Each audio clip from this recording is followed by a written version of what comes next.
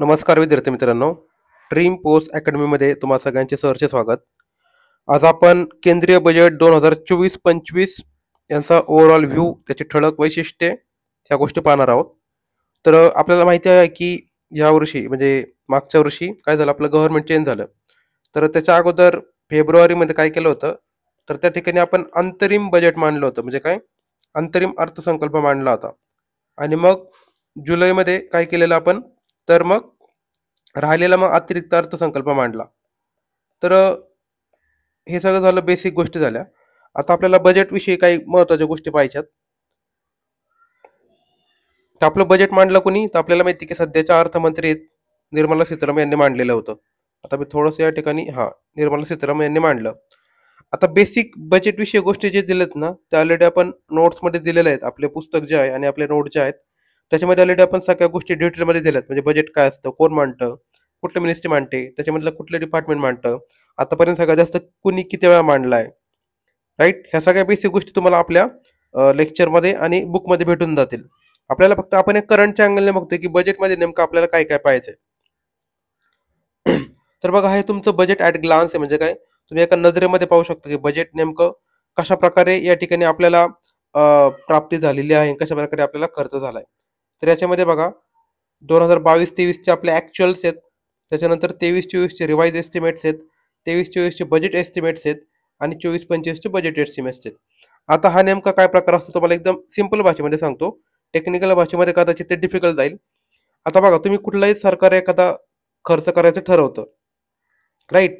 आता खर्च समजा मी समजलं की आपल्याला दुकानातून काहीतरी आणायचं, आपण 100 रुपये घेऊन बाहेर पडलो. तर एक्झॅक्टली 100 रुपये अमाऊंट खर्च होते का, तर नाही. तर 100च्या पुढे मागवू शकते ना. कधी 101 रुपये होऊ शकते, कधी 99 होऊ शकते, कधी 110 होऊ शकते, कधी 95 होऊ शकते, राईट. त्याच्यामुळे हे आकडे नंतर आपल्याला काय करावं लागतं, अपडेट करावं लागतात. तर त्या पद्धतीने लक्षात घ्या. समजा 2022-23 बजेट ज्यावेळेस मांडलं त्यावेळेस आकडेवारी काहीतरी वेगळी होती. समजा 100 रुपये होते. आणि पण नंतर ज्यावेळेस सगळी आकडेवारी अपडेट होते 1-2 वर्षांनी, त्यावेळेस आपल्याला कळतं की अरे, आपला एवढा खर्च झाला होता, की आपला एवढाच खर्च झाला होता, की एवढंच आपल्याला इन्कम आलं होतं. मग ते असं तुमचं फायनल लक्षात घ्या. ते असं तुमचं ॲक्च्युअल्स. म्हणजे काय, खरं खरं किती झालं. म्हणजे तुम्हाला दिसताना आपण सांगताना सांगितले की आपल्याला 100 रुपये लागणार आहेत, पण त्या ठिकाणी ॲक्च्युअली 95 रुपयेच खर्च झाला, एक्झाम्पल, राईट. तर हे असं तुमचं ॲक्च्युअल्स. म्हणजे तुम्हाला हे झाले तुमचे 2022-23चे फायनल आकडे. त्याच्यानंतर 23-24चे बघा, या ठिकाणी आपण रिवाइज एस्टिमेट म्हटलंय, राईट. रिवाइज एस्टिमेट म्हणजे काय, तर जे मागचं वर्ष होतं ना, राईट, तर मागच्या वर्षाला आपण काय केलंय, पुन्हा रिवाइज केलं. म्हणजे आपण त्याला पुन्हा पुन्हा रिवाइज करत असतो, त्या आकडेवारी पुन्हा अपडेट करत असतो. आणि अपडेट केल्यामुळे आपण त्याला काय म्हणतोय, रिवाइज एस्टिमेट असं म्हणतोय. ही फायनल कधी होईल, हे पुढच्या वर्षी होईल, राईट. आणि मग हे मागचं आपण घेणार नाही, मग पण हे पाठीमागचं निघून जाईल. म्हणजे असं असं आपण काय करतो, एक एक पाठीमागचं वर्ष अपडेट करतो, त्याच्या पुढचं वर्ष असेल तर आपण त्याला रिवाइज करतो. आणि जे चालू पुढचं वर्ष असेल, म्हणजे काय, समजा आपण बजेट मांडतोय 24-25चं, तर मग ते आपण त्याला बजेट एस्टिमेटमध्ये पकडतो. तर एस्टिमेट म्हणजे काय, तुमचा अंदाज असतो की आपल्याला एवढा एवढा खर्च होणार आहे बुवा, राईट. आपल्याला हे फिक्स माहित नाही. मी 100 रुपये घेऊन बाहेर पडलोय, म्हणजे माझा अंदाज आहे की मला इकडं 100 रुपये मला लागणार आहे दुकानात खरेदी करायला. तर मग तुमचं तेवढा अंदाज असतो. आणि मग तुम्हाला नंतर काय करावं लागतात, हा हिशोब नंतर जुळवावा लागतो की ऍक्च्युअली खरा किती खर्च झाला. तर जे ऍक्च्युअल झालं ते ते तुमच्या ॲक्च्युअल्समध्ये. तर बघा, तुम्हाला मी 24-25चं आपण बजेट मांडतोय ना, तर ॲक्च्युअल्स कधी येईल, मग 22-23 येईल. रिवाइज एस्टिमेट कधी येईल, तर मागच्या वर्षीचं 23-24चं येईल. नंतर बजेट एस्टिमेट 23-24 आपण घेतलंय, त्याच्यानंतर पुढचं जे असतं ना, त्याला देखील आपण बजेट एस्टिमेटच म्हणतो. कारण का, हे आकडेवारी अपडेट होत राहते. फ्युचरचं आपल्याला मांडायचं, आपण एस्टिमेटच मांडणार, अंदाजच मांडणार.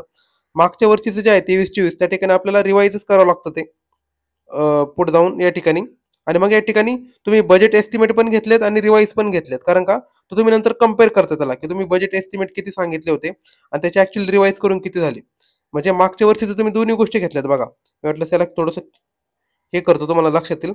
बघा, जे 22-23 झाले ना, हे संपलेच, याचं फायनल करून टाकलं तुम्ही. पण जे मागच्या वर्षीचं होतं ना, 23-24, तुम्ही याला कंपॅरिझन कसं करताय, की आपण मांडले किती होतं, आपण बजेट एस्टिमेट मांडलं होतं, म्हणजे काय, आपण याचा अंदाज व्यक्त केला होता.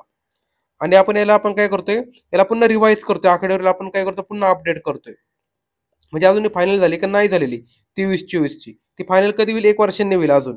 आणि आपण पुढच्या येणाऱ्या वर्षासाठी म्हणजे 24-25 साठी आपण अंदाज लावतोय, अंदाज, राईट. असा प्रकार तो असतो. आणि याच्यावर जास्त कोणी क्वेश्चन विचारत नाही. पण जस्ट तुम्हाला एक बेसिक गोष्ट लक्षात यावी म्हणून मी तुम्हाला त्या अँगलने सांगितलं. चलो आता पुढचं आपण पाहूया की बजेटमध्ये आपले दोन पार्ट आहेत. एक आहे तुमचा बजेटमध्ये पार्ट 1 किंवा पार्ट ए आणि दुसरा आहे तुमचा पार्ट बी. तर आपण एक एक पाहूया. तर यांनी काय म्हटलंय बघा, व्याजांच्या रकमांखेरीज एकूण उत्पन्न 32.07 लाख कोटी रुपये असेल. म्हणजे सरकारला किती रुपये इन्कम भेटते, तर 32.07 लाख कोटी एवढं त्यांना इन्कम भेटले. कशाच्या माध्यमातून? आता हे तुम्हाला सोडायचंय. म्हणजे व्याज लक्षात घ्या, सरकार काय करते, कोणातरी लोन देतं. त्या लोन मधून त्यांना व्याज देखील भेटतं. ते व्याजाचं लोन भेटतं, बरोबर. आपण एखाद्याला लोन दिलं, आपण ते व्याजाने देतो. तर जे व्याज आहे त्याला लक्षात घ्या, ते देखील इन्कम मध्ये पकडलं जातं. पण याने ते म्हटले की ते सोडून किती भेटलंय, तर 32.07 लाख कोटी एवढं आपल्याला उत्पन्न भेटलंय. नंतर एकूण व्यय किती, व्यय म्हणजे काय लक्षात घ्या, एक्सपेंडिचर, खर्च किती तुमचा, खर्च आहे तो म्हणजे 48.2 लाख कोटी, 48.2 लाख कोटी. त्याच्यानंतर एकूण टॅक्स कलेक्शन किती, आपलं किती टॅक्स गोळा होतो भारतामध्ये, तर 25.83 लाख कोटी रुपये. हे टोटल टॅक्स आला, त्याच्यामध्ये सगळ्याच प्रकारचे टॅक्स आले. 25.83 लाख कोटी एवढं आपलं टॅक्स कलेक्शन झालं. नंतर आपली जीडीपीच्या सॉरी फिजिकल डेफिसिट किती, हे महत्वाचं आकडेवारी आपल्यासाठी. आपली फिजिकल डेफिसिट 4.9% राहील असा अंदाज त्या ठिकाणी वर्तवण्यात आलेला आहे, 4.9%. आणि सरकारने सांगितले की आम्ही आकडेवारी कमी कमी कर चालणार आहे. म्हणजे हे बघा, कुठल्या सरकारला एक स्वतःचं टार्गेट असतं की आपल्याला कर्ज काढून पंढरीची वारी नाही करायची, आणि त्यासाठी आपण FRBM कायदा देखील आणला होता. आणि याच्यावर कंबाईनवर काय प्रश्न विचारले जातात हे देखील तुम्हाला मी सांगितलंय मी. तर FRBM काय कायदा आयोगाचा फेमस आहे. आणि मग याच्यामध्ये टार्गेट ठेवलं होतं की आपल्याला फिजिकल डेफिसिट कमी कमी करत चालायचं. ऍक्च्युली 2003ला ज्यावेळेस कायदा आला तर त्यांनी टार्गेट ठेवलं की 2008-9 पर्यंत त्यांना फिजिकल डेफिसिट 3% कमी करायचं आहे. म्हणजे टार्गेट कधी अचीव झालंच नाही, ते कायम रिवाईज होत गेलं. हे ऑलरेडी आपण कोर लेक्चरमध्ये पाहिले. तर सध्या आपलं डेफिसिट किती आहे, तर 4.5% एवढं आपलं फिजिकल डेफिसिट आहे. FD लक्षात ठेवा, फिजिकल डेफिसिट 4.9% आहे. सरकारने ठरवलंय की आपल्याला पुढच्या वर्षी हे अजून कमी करायचंय. म्हणजे याचं प्रमाण अजून कमी करायचं, जेणेकरून आपलं हे जे करतोय ना आपण की कर्ज काढून पंढरीची वारी करणं, हे थोडंसं कमी होऊन जाईल. नंतर पुढचं आहे की चलन फुगवट्याचा दर कमी. चलन फुगवटा म्हणजे काय, ते इन्फ्लेशन रेट लक्षात घ्या. इन्फ्लेशन रेटचं टार्गेट किती असतं आपलं, असतं 4 ± 2% लक्षात ठेवा. म्हणजे RBI काय करते, हे टार्गेट अचीव करायचं काम करत असते.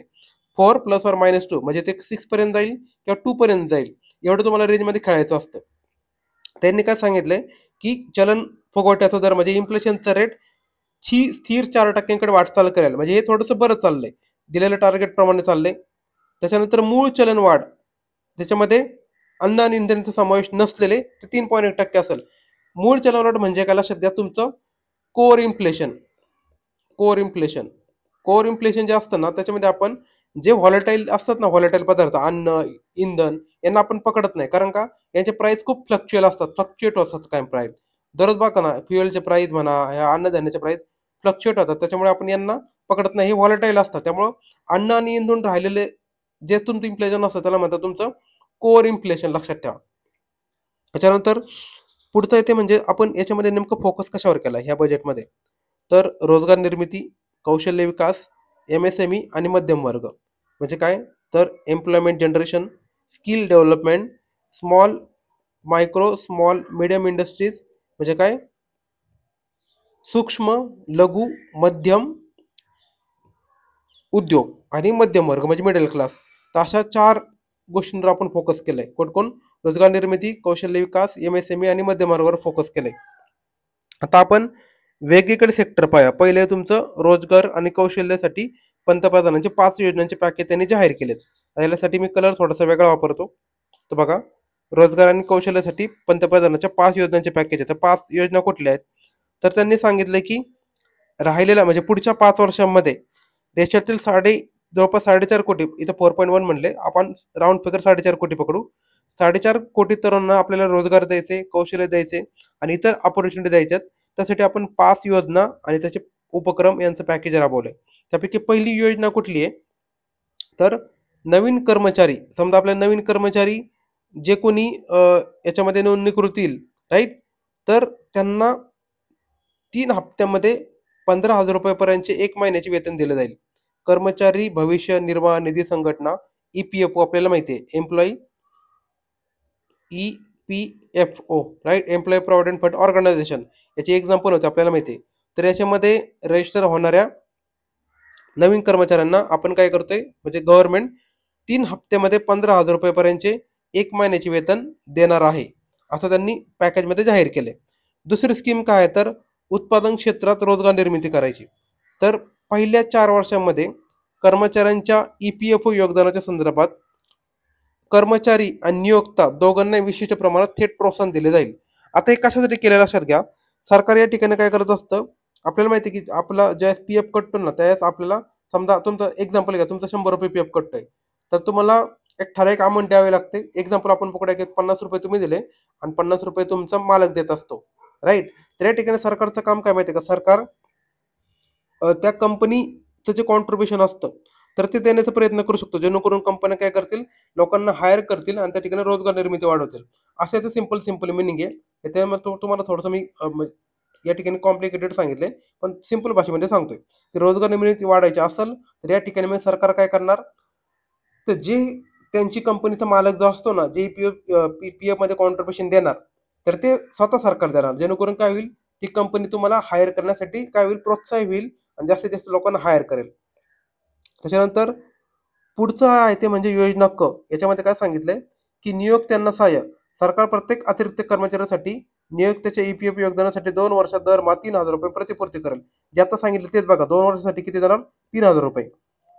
त्याच्यानंतर कौशल्य विकासासाठी नवीन केंद्र पुरस्कृत योजना येणार आहे. नंतर पुढे आहे ते म्हणजे आता याच्यामध्ये पुन्हा 2 सब टाइप्स आहेत.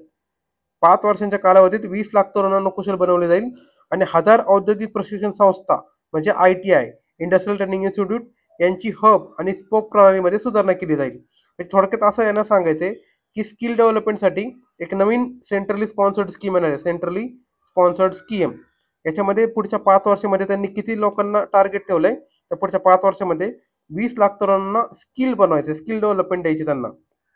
आणि त्याच्यामध्ये 1000 ज्या वेगवेगळ्या IIT आहेत, 1000 IIT मध्ये त्यांचं आपल्याला क्वालिटी सुधारायची, त्यांचं अपग्रेडेशन करायचं, असं त्यांनी टार्गेट ठेवलं पुढच्या 5 वर्षांसाठी.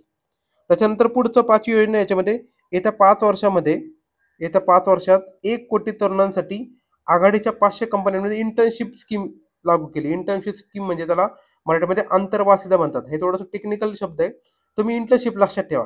त्या अप्रेंटिसशिप असते बघा, जे टेक्निकल नॉलेज घेतलेलं असतं, तर ते त्यांना अप्रेंटिसशिप करावं लागतं कंपन्यामध्ये. तर जवळपास पुढच्या 5 वर्षामध्ये 1 कोटी तरुणांना 500 कंपन्यांमध्ये इंटर्नशिप भेटावी अशी नवीन स्कीम आहे त्यासाठी. तरी होतं तुमचं रोजगार आणि कौशल्य विकासासाठी, की पुढच्या 5 वर्षामध्ये ओव्हरऑल जर विचारलं, तर पुढच्या 5 वर्षामध्ये 4.1 कोटी तरुणांसाठी रोजगार आणि कौशल्य उपलब्ध करायचे. त्यासाठी 5 वेगवेगळ्या स्कीम तुम्हाला सांगितल्या. योजना ए, योजना बी, योजना सी, त्याच्यानंतर ही कौशल्य विकासासाठी नवीन केंद्र पुरस्कृत योजना, नंतर आणि ही शेवटची 5वी वाली, की 5 वर्षामध्ये तुम्हाला इंटर्नशिपसाठी नवीन स्कीम लाभवायची आहे. हे होतं पहिलं. आता पुढचं बघा, विकसित भारताच्या उद्दिष्टपूर्तीसाठी अर्थसंकल्पामध्ये 9 प्राधान्यक्रम दिलेत. हे 9 प्राधान्यक्रम कुठले आहेत ते महत्वाचे, ते विचारले जाऊ शकतात, की आपल्या केंद्रीय बजेटमध्ये कुठले नवीन प्राधान्यक्रम आहेत. तुम्हाला ऑप्शन देतील, त्याच्यापैकी तुम्हाला दिलेले असतील, तुम्हाला देतील मग ABC असे वेगवेगळे करावे लागतील. हे 9च्या 9 पाठ करून ठेवा प्राधान्यक्रम, कारण विचारतात, लक्षात घ्या प्राधान्यक्रम कुठले आहेत बजेटमधले. तर पहिलं आहे तुमचा शेतीमधील उत्पादकता आणि लवचिकता म्हणजे ॲग्रिकल्चर प्रोडक्टिव्हिटी फ्लेक्झिबिलिटी. नंतर रोजगार आणि कौशल्य. नंतर सर्वसमावेशक मनुष्यबळ विकास आणि सामाजिक न्याय म्हणजे काय, इन्क्लुझिव्ह ह्युमन डेव्हलपमेंट आणि सोशल जस्टिस. उत्पादन सेवा म्हणजे प्रोडक्शन सर्व्हिसेस. शहरी विकास म्हणजे अर्बन डेव्हलपमेंट. ऊर्जा सुरक्षा म्हणजे एनर्जी सिक्युरिटी. पायाभूत सुविधा म्हणजे इन्फ्रास्ट्रक्चर फॅसिलिटीज. नवोपक्रम संशोधन आणि विकास म्हणजे काय, इनोव्हेशन रिसर्च अँड डेव्हलपमेंट. आणि नवीन युगातील सुधारणा म्हणजे काय, न्यू एज रिफॉर्म्स. अशा याच्यामध्ये 9 वेगवेगळे यांनी प्राधान्यक्रम प्रकळलेत. तर तुम्हाला लक्षात ठेवायला इझी बघा कसं आहे, शेती आपल्याला माहिती आहे, आपल्या तर सगळी भारतातली 50% जनता शेतीवर अवलंबून आहे. आपल्याकडे रोजगार निम्मे, असं लक्षात ठेवा की शेतीतील निम्मे टक्के रोजगार कुठे शेतीमध्ये आहेत. त्याच्यानंतर सर्वसमावेशक मनुष्यबळ विकास, आपल्याला सगळ्यांचा एकदम इन्क्लुझिव्ह विकास करायचा आहे. आपलं प्रोडक्शन सेक्टर आपल्याला माहिती आहे सेकंडरी सेक्टर आहे. शहरांचा आपल्याकडं खूप सारा स्पीड वाढतोय. सध्या आपलं अर्बनायझेशन 32% 2011च्या जनगणनेनुसार. ते असं म्हणलं जातं की सध्या जर आपण आकडेवारी जर पाहिली 2021ची, तर असं म्हणलं जातं की जवळपास ते 40%च्या वर देखील निघून गेलेलं आहे, असं मानलं गेलेलं आहे एका स्टडीनुसार. नंतर आपल्याला एनर्जी सिक्युरिटी अचीव्ह करायची, कारण का आपल्याला एनर्जीसाठी दुसऱ्या कंट्रीवर डिपेंड राहावं लागतं फ्युएल वगैरेसाठी. नंतर इन्फ्रास्ट्रक्चर फॅसिलिटीज. तर गव्हर्नमेंटची प्रायोरिटी की आपल्याकडे सगळीकडे चांगलं इन्फ्रास्ट्रक्चर निर्माण झालं, की आपल्याकडे मग चांगली इन्व्हेस्टमेंट येईल, उद्योगधंदे येतील. नंतर इनोव्हेशन आणि R&D. आपल्याकडे R&Dमध्ये पैसा जास्त कोणी होतच नाही. बऱ्यापैकी R&Dमध्ये सरकारच पैसा होतं. प्रायव्हेट कंपन्या लवकर त्या ठिकाणी पैसा होतच नाही. आणि नवीन युगातील सुधारणा म्हणजे आपल्याला न्यू एज रिफॉर्म, नवीन नेक्स्ट जनरेशन रिफॉर्म आपण त्याला म्हणू शकतो, की आपल्याला भविष्य काळाचा विचार करून वेगवेगळे रिफॉर्म्स करायचे आहेत. तर हे 9 प्राधान्यक्रम आहेत. अशा प्रकारे तुम्ही लक्षात ठेवू शकता. त्याच्यानंतर प्राधान्यक्रम आता एक बघा काय आपल्याला वन बाय वन लक्षात ठेवायचं. पहिले तुमचे शेतीमधील उत्पादकता. याचा वाटलं असता कलर आपण वेगळा घेऊ. कृषी क्षेत्रातील उत्पादकता आणि लवचिकता. आता त्यासाठी सरकारने किती तरतूद केली? तर 1.52 लाख कोटी. तर हे बघा हे असं काही विचारत नाही बरं का एक्झाममध्ये किती लाख तरतूद केली. हे जे तुम्हाला माहिती म्हणून सांगते. महत्त्वाची गोष्ट आपल्याला बघायचं आहे. 1.5 लाख कोटीची तरतूद आहे. हे काही वाचू नका जास्त. त्याच्यानंतर 109 उच्च उत्पादक आणि हवामानास अनुकूल अशा 32 कृषी आणि बागायती पिकांच्या जाती शेतकऱ्यांना लागवडीसाठी दिले जातील. हे पण काही जास्त महत्त्वाचं नाहीये. पुढील 2 वर्षात देशभरातील 1 कोटी शेतकऱ्यांना प्रमाणपत्र आणि ब्रँडिंगसह नैसर्गिक शेती करायला प्रोत्साहन दिलं जाईल. आता हे सरकारने काही गोष्टी अनाऊन्स केल्या. शेतीसाठी नेमकं काय करणार आहे? तर त्या सगळ्या गोष्टी त्याच्यामध्ये आहेत. नंतर नैसर्गिक शेतीसाठी म्हणजे काय नॅचरल फार्मिंगसाठी आवश्यक 1000 जैवनिविष्टी संशोधन केंद्रे अशा प्रकारचे स्थापन केले जातील. तरी 10,000 एवढे नॅचरल फार्मिंगसाठी करणार आहे. नॅचरल फार्मिंग ऑलरेडी आपण आपल्या ॲग्रिकल्चर चॅप्टरमध्ये पाहतो. त्याच्यामध्ये वेगवेगळ्या स्कीम देखील आपण पाहिल्यात. नंतर पुढच्या 3 वर्षामध्ये शेतकरी त्यांच्या जमिनीसाठी डिजिटल सार्वजनिक पायाभूत सेवा सुविधा राबवली जाईल. म्हणजे काय? DPI राबवली जाईल. तर विचारू शकतात की DPI नेमकं कशासाठी? तर कृषी क्षेत्रासाठी डिजिटल सार्वजनिक पायाभूत सुविधा करण्यासाठी DPI आहे पुढच्या 3 वर्षामध्ये. नंतर पुढचं हे होतं तुमचं शेती क्षेत्रातील उत्पादकता आणि लवचिकता. पुढचा प्राधान्यक्रम आहे तुमचा रोजगार आणि कौशल्य. तर रोजगार आणि कौशल्यासाठी सरकारचं काय म्हणणं आहे? तर सरकारचं म्हणणं असं होतं की ऑलरेडी आपण काय करतोय वेगवेगळ्या स्कीम राबवतोय, राईट? तर पंतप्रधान पॅकेजचा एक भाग म्हणून रोजगार आणि संलग्न प्रोत्साहनासाठी 3 योजना आपण राबवतोय. तर त्या 3 योजना कुठल्या? नवोदितसाठी योजना 1 नवोदित, योजना B उत्पादनात रोजगार निर्मिती आणि योजना C नियोक्त्यांना समर्थन. ठीक आहे. त्याच्यानंतर आता याच्यामध्ये नेमकं काय सांगितलं की महिलांना आपल्याला याच्यामध्ये मोठ्या प्रमाणात पार्टिसिपेट करून घ्यायचे. ज्या ठिकाणी महिला काम करतात त्यांना आपल्याला वसतिगृह म्हणजे हॉस्टेल आणि पाळणाघर म्हणजे क्रेश असतं ना त्याला प्रोव्हाइड करायचे जेणेकरून ते काम करू शकतात. महिलांना केंद्रस्थानी ठेवून आपण कौशल्य विकास कार्यक्रम राबवायचे, स्किल डेव्हलपमेंट प्रोग्राम राबवायचे आणि महिलांचे जे बचत गट असतात त्यांना मार्केट मिळवून देण्यासाठी प्रयत्न करायचे. असं सगळं याच्यामध्ये रोजगार आणि कौशल्यमध्ये सांगितले. आता कौशल्य विकासमध्ये बघा तर पुढच्या 5 वर्षामध्ये सरकारने काय ठरवलं टार्गेट? 20 लाख तरुणांना हे जे पंतप्रधान पॅकेज आहे त्याच्या अंतर्गत नवीन केंद्र पुरस्कृत योजना जाहीर केली आहे. नंतर 7.5 लाख रुपयापर्यंत कर्जाची सुविधा देण्यासाठी आदर्श कौशल्य योजना आहे त्याच्यामध्ये दुरुस्ती करणार आहे. म्हणजे 7.5 लाख रुपयाचं कर्ज तुम्हाला भेटू शकतं. कुठल्या योजनेमार्फत? आदर्श कौशल्य योजनेमार्फत. 5 वर्षामध्ये 5 वर्षामध्ये पुढच्या 20 लाख तरुणांचं टार्गेट ठेवलंय, राईट?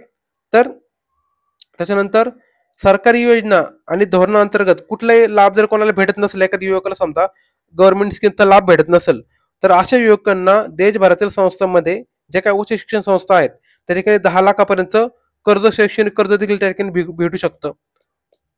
हे होतं तुमचं रोजगार आणि कौशल्य विकासासाठी असलेल्या वेगवेगळ्या गव्हर्नमेंट स्कीम. पुढचं प्राधान्यक्रम म्हणजे प्रायोरिटी आहे ते म्हणजे सर्वसमावेशक मनुष्यबळ विकास आणि सामाजिक न्याय म्हणजे inclusive development, inclusive human development आणि सोशल जस्टिस. आणि त्याच्यामधलं पहिलं आहे ते म्हणजे पूर्वोदय. पूर्वोदयामध्ये नेमकं काय सांगितलंय? तर Amritsar Kolkata industrial corridor develop करायचं आहे. त्याचबरोबर गया या ठिकाणी देखील औद्योगिक नोड विकसित केला जाईल. तर पाठ करून ठेवा अमृतसर कोलकाता इंडस्ट्रियल कॉरिडॉर आणि त्याचबरोबर गया या ठिकाणी इंडस्ट्रियल नोड डेव्हलप करणार आहेत. नंतर पीर पेंटी या ठिकाणी 2400 मेगावॅट वीज निर्मिती प्रकल्पासह अन्य वीज निर्मिती प्रकल्प 21,000 कोटी. हे काय जास्त महत्वाचं नाही. नंतर आंध्र प्रदेश पुनर्रचना कायदा या ठिकाणी टार्गेट केलाय आणि पुढे जाऊन मग विशाखापट्टणम चेन्नई इंडस्ट्रियल कॉरिडॉरच्या बाजूने कोपर्ती या ठिकाणी आणि हैदराबाद बंगळुरू औद्योगिक कॉरिडॉरच्या बाजूने ओरावकल येथे औद्योगिक नोड या ठिकाणी इंडस्ट्रियल नोड सांगितले वेगवेगळे. नंतर महिला प्रणित विकास म्हणजे काय? तर महिला आणि मुलींसाठी ज्या काही वेगवेगळ्या स्कीम असतात त्यासाठी आपण भरभक्कम तरतूद केलेली आहे. नंतर प्रधानमंत्री जनजाती उन्नत ग्राम अभियान. तर याच्यामध्ये नेमकं काय, तर ज्या ठिकाणी आदिवासी जनता जे असते बघा ना, जनजाती म्हणजे आदिवासी लोकांसाठी वापरलं जातं. तर ज्या ठिकाणी आदिवासी जे असते, तर अशा गावामध्ये त्या लोकांचा विकास करायचा असेल तर जवळपास 63,000 गावांना टार्गेट ठेवले. कुठली स्कीमच्या अंतर्गत? प्रधानमंत्री जनजाती उन्नत ग्राम अभियान. लक्षात घ्या, 63,000 गावामधील 5 कोटी आदिवासींचं टार्गेट ठेवले, त्यांचं कल्याण करायचं. नंतर ईशान्य प्रदेशात म्हणजे काय, नॉर्थ ईस्ट मध्ये बँकांच्या शाखा कमी आहेत, तर त्या ठिकाणी इंडियन पोस्ट पेमेंट बँकेच्या 100 शाखा स्थापन करणार आहे. आपल्याला माहिती आहे पोस्ट बँक कुठं पण जाते, ग्रामीण भागामध्ये. त्यामुळं अशा बँकेच्या आपल्याला 100 शाखा स्थापन करायच्या कुठं, नॉर्थ ईस्ट मध्ये. याच्यानंतर पुढचं प्राधान्यक्रम आहे तो म्हणजे उत्पादन आणि सेवा. तर उत्पादन आणि सेवामध्ये काय ठरवले सरकारने, तर या ठिकाणी बघा, उत्पादन आणि सेवामध्ये उत्पादन क्षेत्रातील एमएसएमई साठी पत हमी योजना म्हणजे काय, क्रेडिट गॅरंटी स्कीम सरकारने या ठिकाणी जाहीर केलेली आहे. एमएसएमई म्हणजे कोण, तर मायक्रो स्मॉल इंडस्ट्री असतात ना, मायक्रो स्मॉल मिडियम इंडस्ट्रीज, त्यांना लवकर कर्ज भेटत नाही, कारण त्यांच्याकडे तेवढं भांडवल नसतं. त्यामुळे त्यांच्यासाठी पत हमी योजना म्हणजे क्रेडिट गॅरंटी स्कीम त्या ठिकाणी लागू केलेली आहे. त्याच्यानंतर त्यांना वेगवेगळे यंत्र उपकरणं खरेदी करायचे असेल तर त्यांना तशी देखील स्कीम त्या ठिकाणी लागू करण्यात येणार आहे. नंतर त्यांना ज्यावेळेस अडीअडचण असेल त्या ठिकाणी देखील त्यांना सहाय्य केलं जातं. राईट, असं सगळं तुम्हाला उत्पादन सेवामध्ये दाखवले की एमएसएमईला आपण जास्त टार्गेट करून त्या ठिकाणी त्यांना क्रेडिट देण्याचं काम करतोय. पुढचं त्याच्यामध्ये आता याच्यामध्ये एक महत्वाची स्कीम म्हणजे आपल्याला म्हणजे मुद्रा. मुद्रा ही एक महत्वाची स्कीम जी एमएसएमईला फायनान्स करत असते. तर मुद्रामध्ये सरकारने काय सांगितले, ज्यांनी मागचं कर्ज यशस्वीपणे फेडलंय असे जे तरुण श्रेणीतील मुद्रा कर्ज असतं, त्याची मर्यादा 10 लाखावरून 20 लाखापर्यंत वाढवली. राईट, तर मुद्रामध्ये देखील कर्जाचे वेगवेगळे कॅटेगरीज आहेत. ठीक आहे, त्यापैकी जे तरुण श्रेणीतील मुद्रा कर्ज आहे त्याची मर्यादा 10 लाखावरून सरकारने किती वाढवली, 20 लाखापर्यंत भेटणार आता कर्ज. पहिले 10 लाखापर्यंत भेटायचं, आता 20 लाखापर्यंत भेटणार. नंतर TREDS प्लॅटफॉर्मवर अनिवार्य ऑनबोर्डिंगसाठी वाढीव संधी म्हणजे काय, एक प्लॅटफॉर्म आहे TREDS. राईट, TREDS ट्रेड्स नावाचा प्लॅटफॉर्म. तर याच्यावर सरकार तुमच्या एमएसएमईला बोर्डिंग म्हणजे काय, त्या ठिकाणी तुम्हाला संधी उपलब्ध करून देणार ह्या TREDS प्लॅटफॉर्मवर. नंतर TREDS प्लॅटफॉर्मवर जी कंडिशन लावली ना, म्हणजे समज तुम्हाला TREDS ट्रेड्स प्लॅटफॉर्मवर यायचं असेल तर सरकारने आधीचा क्रायटेरिया किती ठेवला होता, तुमचं टर्नओव्हर पाहिजे 500 कोटी. पण सरकारने आता तो क्रायटेरिया कमी केलाय, तो क्रायटेरिया केला लक्षात घ्या 250 कोटीपर्यंत. तर हे होतं तुमचं ट्रेड्स प्लॅटफॉर्म. या ठिकाणी एमएसएमईला प्लॅटफॉर्मवर यायची संधी भेटते. तर पहिलं तर टार्गेट होतं 500, सॉरी पहिलं क्रायटेरिया होतं 500 कोटी, आता केलं 250 कोटी. त्याच्यानंतर पुढचं आहे ते म्हणजे त्याच्यानंतर एमएसएमई मध्ये अन्न विकीकरण, गुणवत्ता, सुरक्षिता चाचणीचे वेगवेगळे युनिट्स उभारणार आहेत. नंतर एमएसएमई क्षेत्रामध्ये 50 बहुउत्पादन खाद्य विकीकरण युनिट स्थापन करण्यासाठी देखील सहाय्य देण्यात येणार आहे. ते होतं थोडक्यात मुद्रा कर्ज आणि त्याच्या संदर्भात रिलेटेड वेगवेगळ्या गोष्टी. नंतर ई कॉमर्स निर्यात केंद्र. तर हे जे एमएसएमई असतात ना आणि पारंपरिक कारागीर यांना त्यांचं जर प्रॉडक्ट मार्केटमध्ये विकायचं असेल कुठं, तर आंतरराष्ट्रीय बाजारपेठेत विकता यावं यासाठी PPP अर्थात सार्वजनिक खाजगी भागीदारीच्या माध्यमातून एक ई कॉमर्स निर्यात केंद्र स्थापन केलं जाणार आहे. कशासाठी? एमएसएमई साठी आणि पारंपरिक कारागिरांसाठी. पुढचं आहे ते म्हणजे क्रिटिकल मिनरल्स अर्थात महत्वाची खनिजे मोहीम, क्रिटिकल मिनरल्स मिशन. तर हे नेमकं काय, एक मिनिट याचा कलर चेंज करतो मी.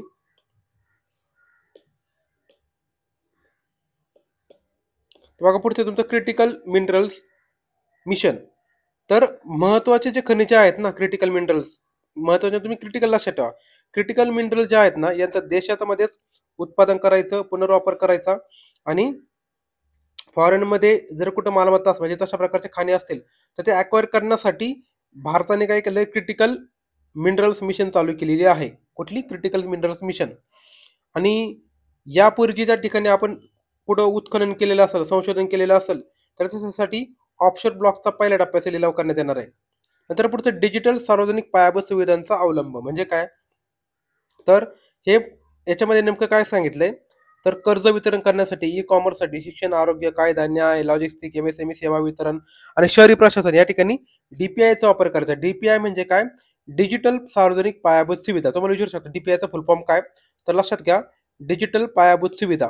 हे आपल्याला बघा आजकाल सगळीकडे काय आलंय, सगळीकडे डिजिटलायझेशन आलंय. त्याच्यामुळे मग सरकार देखील ते करायचा प्रयत्न करते, काय तर DPI. राईट, ऑलमोस्ट सगळ्या सेक्टरमध्ये. नंतर पुढचं प्राधान्यक्रम आहे ते म्हणजे तुमचं शहरी विकास. राईट. शहरी विकास आपल्याला पाहिजे पुढचं. तर याच्यामध्ये शहरी विकासामध्ये पहिला पॉईंट येतो म्हणजे संक्रमण केंद्रित विकास. संक्रमण केंद्रित विकास म्हणजे काय, आता बघा आपण डिटेलमध्ये पाहूया. 30 लाखांपेक्षा जास्त लोकसंख्या असलेल्या 14 मोठी शहर आहेत. तर त्या ठिकाणी अंमलबजावणी आणि वित्तपुरवठा करण्यासाठी संक्रमण केंद्रित विकास योजना तसंच धोरण तयार करायचे. ते क्रायटेरिया तुम्हाला किती दिलाय? 30 लाख. 30 लाख लोकसंख्या ज्या ठिकाणी आहे असे जवळपास 14पेक्षा जास्त शहर आहेत. तर त्या ठिकाणी ही संक्रमण केंद्रित विकास असणार आहे 30 लाख. नंतर शहरी गृहनिर्माण म्हणजे काय, अर्बन हाऊसिंग. तर 1 कोटी जे गरीब लोक आहेत शहरी भागामध्ये राहणारे, तर त्यांच्या राहण्याची सुविधा पूर्ण करण्यासाठी, त्यांची राहण्याची जी गरज आहे ना पूर्ण करण्यासाठी आपल्याला प्रधानमंत्री आवास योजना आहे, शहरी योजना आहे. तर त्याचा दुसरा टप्पा चालू आहे. तर त्याच्या अंतर्गत पुढच्या 5 वर्षामध्ये जवळपास 2.2 लाख कोटी एवढं मदत देऊन त्या ठिकाणी ते घरं बांधणार आहेत. राईट. तर तुम्हाला जस्ट लक्षात ठेवायचं की PM आवास योजना 2.0च्या अंतर्गत आपल्याला पुढचं 1 कोटी शहरी गरिबांसाठी ती घराची गरज पूर्ण करायची. पुढचे स्ट्रीट मार्केट्स म्हणजे रस्त्यावरील जे बाजारपेठ असतात ना ते. तर निवडक शहरामध्ये काय करायचं, पुढच्या 5 वर्षामध्ये दरवर्षी 100 आठवडी बाजार अथवा रस्त्यावरील खाद्यपदार्थ विक्री केंद्रे विकसित करायला सहाय्य करणारी नवीन योजना त्या ठिकाणी राबवण्यात येणार आहे. तर लक्षात घ्या, स्ट्रीटवर नाही का आपल्याला पाहतो रस्त्याने जाताना भरपूर सारे लोक बसलेले असतात, भाज्यापाला विकत असतात किंवा बरेचसे मार्केट असतात. तर ते यांचा विकास करायचा आहे. तर पुढील 5 वर्षामध्ये त्याचे 100 आठवडे बाजार विकसित करायचे. किती? 5 वर्षामध्ये 100 आठवडे बाजार विकसित करायचे. त्याच्यानंतर पुढचं आहे, पुढची प्रायोरिटी आहे ते म्हणजे ऊर्जा सुरक्षा. ऊर्जा सुरक्षा आपल्याला माहिती आहे, बाहेरच्या कंट्रीवर डिपेंड राहावं लागतं आपल्याला. त्यामुळे आपल्याला काय होतं, मग आपला डिफिशिट पण वाढत जातो. तर ऊर्जा सुरक्षामध्ये लक्षात घ्या, पहिला पॉईंट आहे तुमचा ऊर्जा संक्रमण. तर ऊर्जा संक्रमणमध्ये नेमकं काय, तर रोजगार, विकास आणि पर्यावरण शाश्वतता याच्यामध्ये समतोल साधायचा असेल तर मग ऊर्जा संक्रमणाचे मार्ग याच्याशी त्यानं डॉक्युमेंट जारी केले. तर त्याच्यामध्ये मग पंप स्टोरेज अर्थात 20 केंद्रावरील साठवणीचे धोरण, नंतर 20 साठवणुकीसाठी 20 केंद्रामधील साठवण प्रकल्पाला चालना. आता हे काय वाचत बसू नका, हे काय जास्त हे जेनेरिक स्टेटमेंट आहे, असाला की तुम्ही काही रॉंग मारायचं नाही. तर लहान तसेच मॉड्युलर अणुभट्ट्यांचे संशोधन, नंतर सरकार भारत काय स्मॉल मॉड्युलर रिएक्टरचे संशोधन, तसेच अणु ऊर्जेच्या नवीन तंत्रज्ञानाकरता खाजगी क्षेत्राची भागीदारी करार आणि भारत स्मॉल रिएक्टरची स्थापना करणार. थोडक्यामध्ये असं सांगायचं की आपल्याला ऊर्जेमध्ये काय करायचं, सेल्फ सफिशियंट व्हायचे. आपण त्यासाठी त्या ठिकाणी रिसर्च अँड डेव्हलपमेंट करणार आहे. त्याच्यानंतर आपण private public public private partnership करणार आहे, म्हणजे खाजगी क्षेत्राला देखील घेऊन येणार आहे, R&D करणार आहे. राईट. त्याच्यानंतर ज्या ठिकाणी वीज तयार होते त्या ठिकाणी साठवायची आणि नंतर ती वितरित करायची. तर असे वेगवेगळे धोरण या ठिकाणी राबवण्याचं सरकारने ठरवलंय. नंतर पुढचं आहे प्रगत ultra super critical thermal power plants. तर कशा संदर्भात हे आहे तुमचं औष्णिक विद्युत केंद्र संदर्भात. तर प्रगत अल्ट्रा सुपर क्रिटिकल केंद्र, त्यालाच इंग्लिशमध्ये AUSC म्हणतात. अल्ट्रा काय प्रगत म्हणजे काय ॲडव्हान्स, अल्ट्रा म्हणजे काय सुपर क्रिटिकल SC म्हणजे AUSC. अशा टेक्नॉलॉजीचा वापर करून 800 मेगावॉट क्षमतेचा व्यावसायिक प्रकल्प उभारण्यासाठी NTPC आणि भेळ यांच्यामध्ये काय झालेलं आहे, एक ॲग्रीमेंट झाले.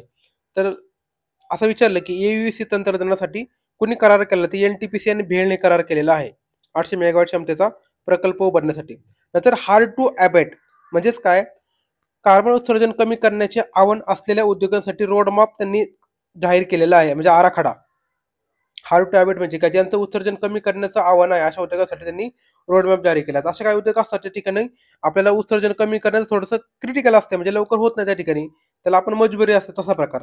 नंतर पुढचे सध्याचे परफॉर्म अचीव अँड ट्रेड ही जी कंडिशन सध्या चालू आहे त्याच्यातून आपल्याला हार्ड टू अबेट उद्योगांच्या भारतीय कार्बन मार्केट स्थितीमध्ये संक्रमणासाठी योग्य नियम लागू केले जाणार. म्हणजे काय बघा, आता आपल्याला आपण ठरवलंय की इव्हन आपल्या पॅरिस अग्रीमेंटमध्ये म्हणा, INTC मध्ये म्हणा, आपण काय केलं, ठरवलं टार्गेट की आपल्याला आपण कार्बन इंटेन्सिटी कमी करायची GDPची. तर ती कमी कशी करायची, तर भारतामधल्या उद्योगांना एक तुम्ही गाईडलाईन दिले पाहिजे की तुम्ही एवढं एवढं उत्सर्जन करा. राईट. आणि जर तुम्ही ते तसं केलं तर तुम्हाला काहीतरी प्रोत्साहन मिळेल. मग आपल्याला माहिती की कार्बन मार्केट असतं बघा. कार्बन मार्केट काय असतं, समजा एखाद्या उद्योगाला आपण दिले की तुम्ही फक्त 100 टन एवढंच कार्बन इमिट करू शकता. राईट. मग ती कंपनी काय करेल, समजा त्या कंपनीने 50 टन कार्बन इमिट केलं, मग तिच्याकडे राहिले किती 50 टन. मग ही कंपनी काय करते, राहिलेलं 50 टन काय करते, दुसऱ्या अशा कंपनीला विकते की जिला तिची गरज आहे. म्हणजे समजा दुसरी कंपनी तिला पण 100 टनाचं लिमिट आहे, पण तिला सध्या गरज लागली टोटल 200 टनाची. म्हणजे वरची 100 घेणार कुठून ती? तर ते काय करतात मग दुसऱ्या कंपनीकडे असं पडून असतं. म्हणजे ते काय करतात त्यांच्याकडे विकत घेतात. याचा फायदा असा होतो, की त्यांना देखील फायदा होतो कोणाला? ज्या कंपनीकडे पडू नये आणि दुसऱ्या कंपनीला काय होतं मग ते ऑब्लिगेशन फॉलो करणं ईझी होऊन जातं. याला म्हणतात तुमचं कार्बन मार्केट किंवा कार्बन ट्रेडिंग अशा प्रकारचं त्या ठिकाणी ते चालू असतं. परफॉर्म, अचीव्ह अँड ट्रेड त्याला पॅट म्हणतात शॉर्टकटमध्ये. हा थोडा कोरचा पॉईंट आहे तुम्हाला मी एक्सप्लेन करून सांगितला. नंतर पुढचा तुमचा पायाभूत सुविधा. पुढचा प्रायोरिटी पॉईंट आहे तुमचा पायाभूत सुविधा. पायाभूत सुविधामध्ये आपल्याला गुंतवणूक करायची. तर हे तुम्ही पाठ करून ठेवा. ही जी स्कीम आहे ना भांडवली खर्चासाठी 11,11,111 कोटी एवढी गुंतवणूक सरकारने करायचं ठरवलेलं आहे. तुम्ही ऐकलं असेल आपण कोरच्या लेक्चरमध्ये घेतले. इन्फ्रास्ट्रक्चरच्या लेक्चरमध्ये आपण घेतलं होतं बघा. इन्फ्रास्ट्रक्चरची पाईपलाईन आहे ना नॅशनल इन्फ्रास्ट्रक्चर पाईपलाईन NIP. तर त्या ठिकाणी सरकारने टार्गेट ठेवले की आपल्याला किती ठेवले 100 हे बघा 1 दशक शतक, हजार दशहजार, लक्ष दशलक्ष एवढं तुम्हाला टार्गेट ठेवलं म्हणजे GDPच्या जवळपास 3.4% एवढं टार्गेट सरकारने ठरवलं की आपल्याला त्या ठिकाणी गुंतवायचं आहे. त्याच्यानंतर राज्य सरकारने पायाभूत सुविधेमध्ये गुंतवणूक करायची. तर त्या ठिकाणी राज्य सरकारला देखील मदत करण्यासाठी केंद्र सरकारने ठरवलं आहे की राज्य सरकारला मोकळं सोडायचं नाही, त्यांना आपण मदत करूया इन्फ्रास्ट्रक्चरमध्ये डेव्हलपमेंट करण्यासाठी किंवा गुंतवणूक करण्यासाठी. नंतर प्रधानमंत्री ग्राम सडक योजना आपल्याला माहिती आहे 2000ची स्कीम आहे. तर कधीची स्कीम ही डिसेंबर 2000ची स्कीम आहे. पाठ करून ठेवा. ही आयोगाची फेवरेट स्कीम आहे प्रधानमंत्री ग्राम सडक योजना. राईट. तर जवळपास 25,000 ग्रामीण वस्त्यांना ऑल वेदर रोडने जोडायचं. ऑल वेदर रोड म्हणजे काय सगळ्या ऋतूमध्ये चालू असतील. असं नको व्हायला आता रोड तयार केला आणि पावसाळ्यात त्याला खड्डे पडले. ऑल वेदर रोडने त्यांना जोडायचं. तर त्यासाठी त्यांनी 4थ्या टप्प्याचा शुभारंभ केला. 4था टप्पा म्हणजे काय? 4th टप्पा चालू झाला लक्षात घ्या. म्हणजे काय? प्रधानमंत्री ग्राम सडक योजना 4.0 असा तो टप्पा चालू झालेला आहे. म्हणजे लक्षात घ्या ही स्कीम किती सक्सेसफुल झाली. आपण जसं पुस्तकाची आवृत्ती काढतो ना पहिली, दुसरी, तिसरी तसं हे 4थी आवृत्ती पंतप्रधान ग्राम सडक योजना. आणि तसंच महाराष्ट्राची देखील स्कीम आहे ती म्हणजे मुख्यमंत्री ग्राम सडक योजना. ज्या ठिकाणी ही स्कीम पोहोचली नाही त्या ठिकाणी तुमची मुख्यमंत्री ग्राम सडक योजना काम करते. हे ऑलरेडी आपण इन्फ्रास्ट्रक्चरच्या चॅप्टरमध्ये पाहिले आपल्या लेक्चरमध्ये. त्याच्यानंतर सिंचन आणि पूर व्यवस्थापन. पुढचं आहे आता आपल्याला इरिगेशन आणि फ्लड मॅनेजमेंट करायचं. तर कसं करायचं? तर बिहारमधील कोसी मेची इंट्रास्टेट लिंक आणि इतर योजनांसारख्या प्रकल्पांना सहाय्य करायचं. आता सरकारने काय सांगितलंय तर ज्या ठिकाणी पूर येतोय ना ते पाणी काय करायचं दुसरीकडे वळवायचं आणि जेणेकरून काय होईल इरिगेशनसाठी वापरू शकतो आपण. त्याचं एक्झाम्पल त्याने दिले कोसी. तर बिहारमध्ये कोसी नावाची नदी बघा. तर ही जी कोसी नदी ना तिला बिहारचे दुःखासुरू देखील म्हटलं जातं. दुःखासुरू म्हणजे काय? तिला पूर आला की बिचारी लोकांच्या डोळ्यातून पाणी काढते. म्हणजे लोकांच्या एवढं हाल होतात. म्हणून त्याला बिहारचे दुःखासुरू देखील म्हटलं जातं या अशा नदीला. तर त्या ठिकाणी इंटरलिंकिंग वगैरे करायचं आणि ते पाणी दुसरीकडे वळवायचं. नंतर आसाम, हिमाचल, उत्तराखंड, सिक्कीम हे जे हिमालयन राज्य आहेत यांना पूर व्यवस्थापन आणि भूस्खलन म्हणजे लँडस्लाईड सारख्या गोष्टींमध्ये मदत करण्यासाठी केंद्र सरकार मदत करणार आहे. नंतर पुढचं पर्यटन. पर्यटनमध्ये बघा काय केलं त्यांनी. तर पर्यटनमध्ये आहे विष्णुपद मंदिर कॉरिडॉर, महाबोधी मंदिर कॉरिडॉर आणि राजगीरचा सर्वसमावेशक विकास करायचा. तुम्हाला विचारू शकतात की पर्यटनमध्ये कुठल्या कुठल्या मंदिराचा समावेश केला आहे. तर विष्णुपद मंदिर कॉरिडॉर, महाबोधी मंदिर कॉरिडॉर आणि राजगीर. लक्षात घ्या हे 3 आहेत. कुठले? विष्णू, महाबोधी आणि राजगीर. राईट. तर तुम्ही शॉर्टकट लक्षात घ्या. विराम लक्षात घ्या. विराम. विराम म्हणजे काय? वी फॉर विष्णुपद, रा फॉर राजगीर आणि म फॉर महाबोधी. तर विराम करायचा आपल्याला. विराम म्हणजे काय? आपण म्हणतो सध्या विराम कर. विराम म्हणजे काय? आराम कर. विराम कर, आराम कर काय म्हणायचं तुमच्या भाषेमध्ये. तर मी पर्यटनाला गेलो की आपण चिल करतो एकदम विराम करतो एकदम तशा पद्धतीने. नंतर पुढचं आहे मंदिरं, स्मारक, कारागिरी, वन्यजीव अभयारण्य अशा भरपूरसाठी सरकारने पैसे द्यायचे ठरवले. हे काय जास्त जेनेरिक स्टेटमेंट आहे. अशी जेनेरिक स्टेटमेंट फक्त तुम्हाला मी वाचून का दाखवतो याच्यामध्ये काही असं विचारण्यासारखं काही नाही. जे फॅक्च्युअल डेटा आहे तो महत्वाचा आहे आपल्या कामासाठी. बाकी तुम्ही जे वरवर वाचलं लॉजिक युनिव्हर्सिटीसाठी कामाला येते तेवढंच फक्त वरवर वाचून घ्यायचं. वन टाइम वाचायचं नंतर सोडून द्यायचं ते. नंतर पुढची प्रायोरिटी आहे ते म्हणजे तुमचं प्राधान्य क्रमांक 8. त्याच्यामध्ये लक्षात घ्या इनोव्हेशन आणि R&D लक्षात घ्या. इनोव्हेशन आणि R&D. तर आपल्याकडे माहिती आहे रिसर्च पर्पजमध्ये ऑलरेडी लोक सायंटिस्ट लोक जास्त होत नाही. आपल्याकडे डॉक्टर, इंजिनियर, सिव्हिल सर्व्हिसेस याच्या व्यतिरिक्त कोणी जास्त जॉब करतच नाही. म्हणजे जास्त लोकांची क्रेज नाही. त्याच्यामुळे मग लोकांमध्ये R&D सारख्या ठिकाणी जास्त क्रेज नसते. वेस्टर्न कंट्रीमध्ये असते कारण का त्या ठिकाणी तेवढा पैसा सरकार होते, त्या ठिकाणी तेवढा सन्मान भेटतो. आपल्याकडे कधीतरी एखादा सायंटिस्ट होतो. त्याच्यामुळे या ठिकाणी सरकारने जास्त खर्च करायचं ठरवलंय. तर सरकारचं म्हणणं होतं की मूलभूत संशोधन आणि प्रारूप विकासासाठी अनुसंधान राष्ट्रीय संशोधन निधी कार्यान्वित केला जाईल. म्हणजे काय? एक प्रकारचा निधी सरकार ऑपरेट करणार आहे. कुठला? अनुसंधान राष्ट्रीय संशोधन निधी. हे पाठ करून ठेवा. अशा प्रकारचा निधी विचारू शकतात. तसंच व्यावसायिक स्तरावर खाजगी क्षेत्रातील संशोधन आणि नवोन्मेषाला चालना देण्यासाठी 1,00,000 कोटी रुपयांचा पाठबळ देणार आहे व्यावसायिक स्तरावर. पुढचे अंतराळ व्यवस्था. अंतराळ आपल्याला माहिती स्पेस इकॉनॉमी खूप सध्या बूममध्ये आहे.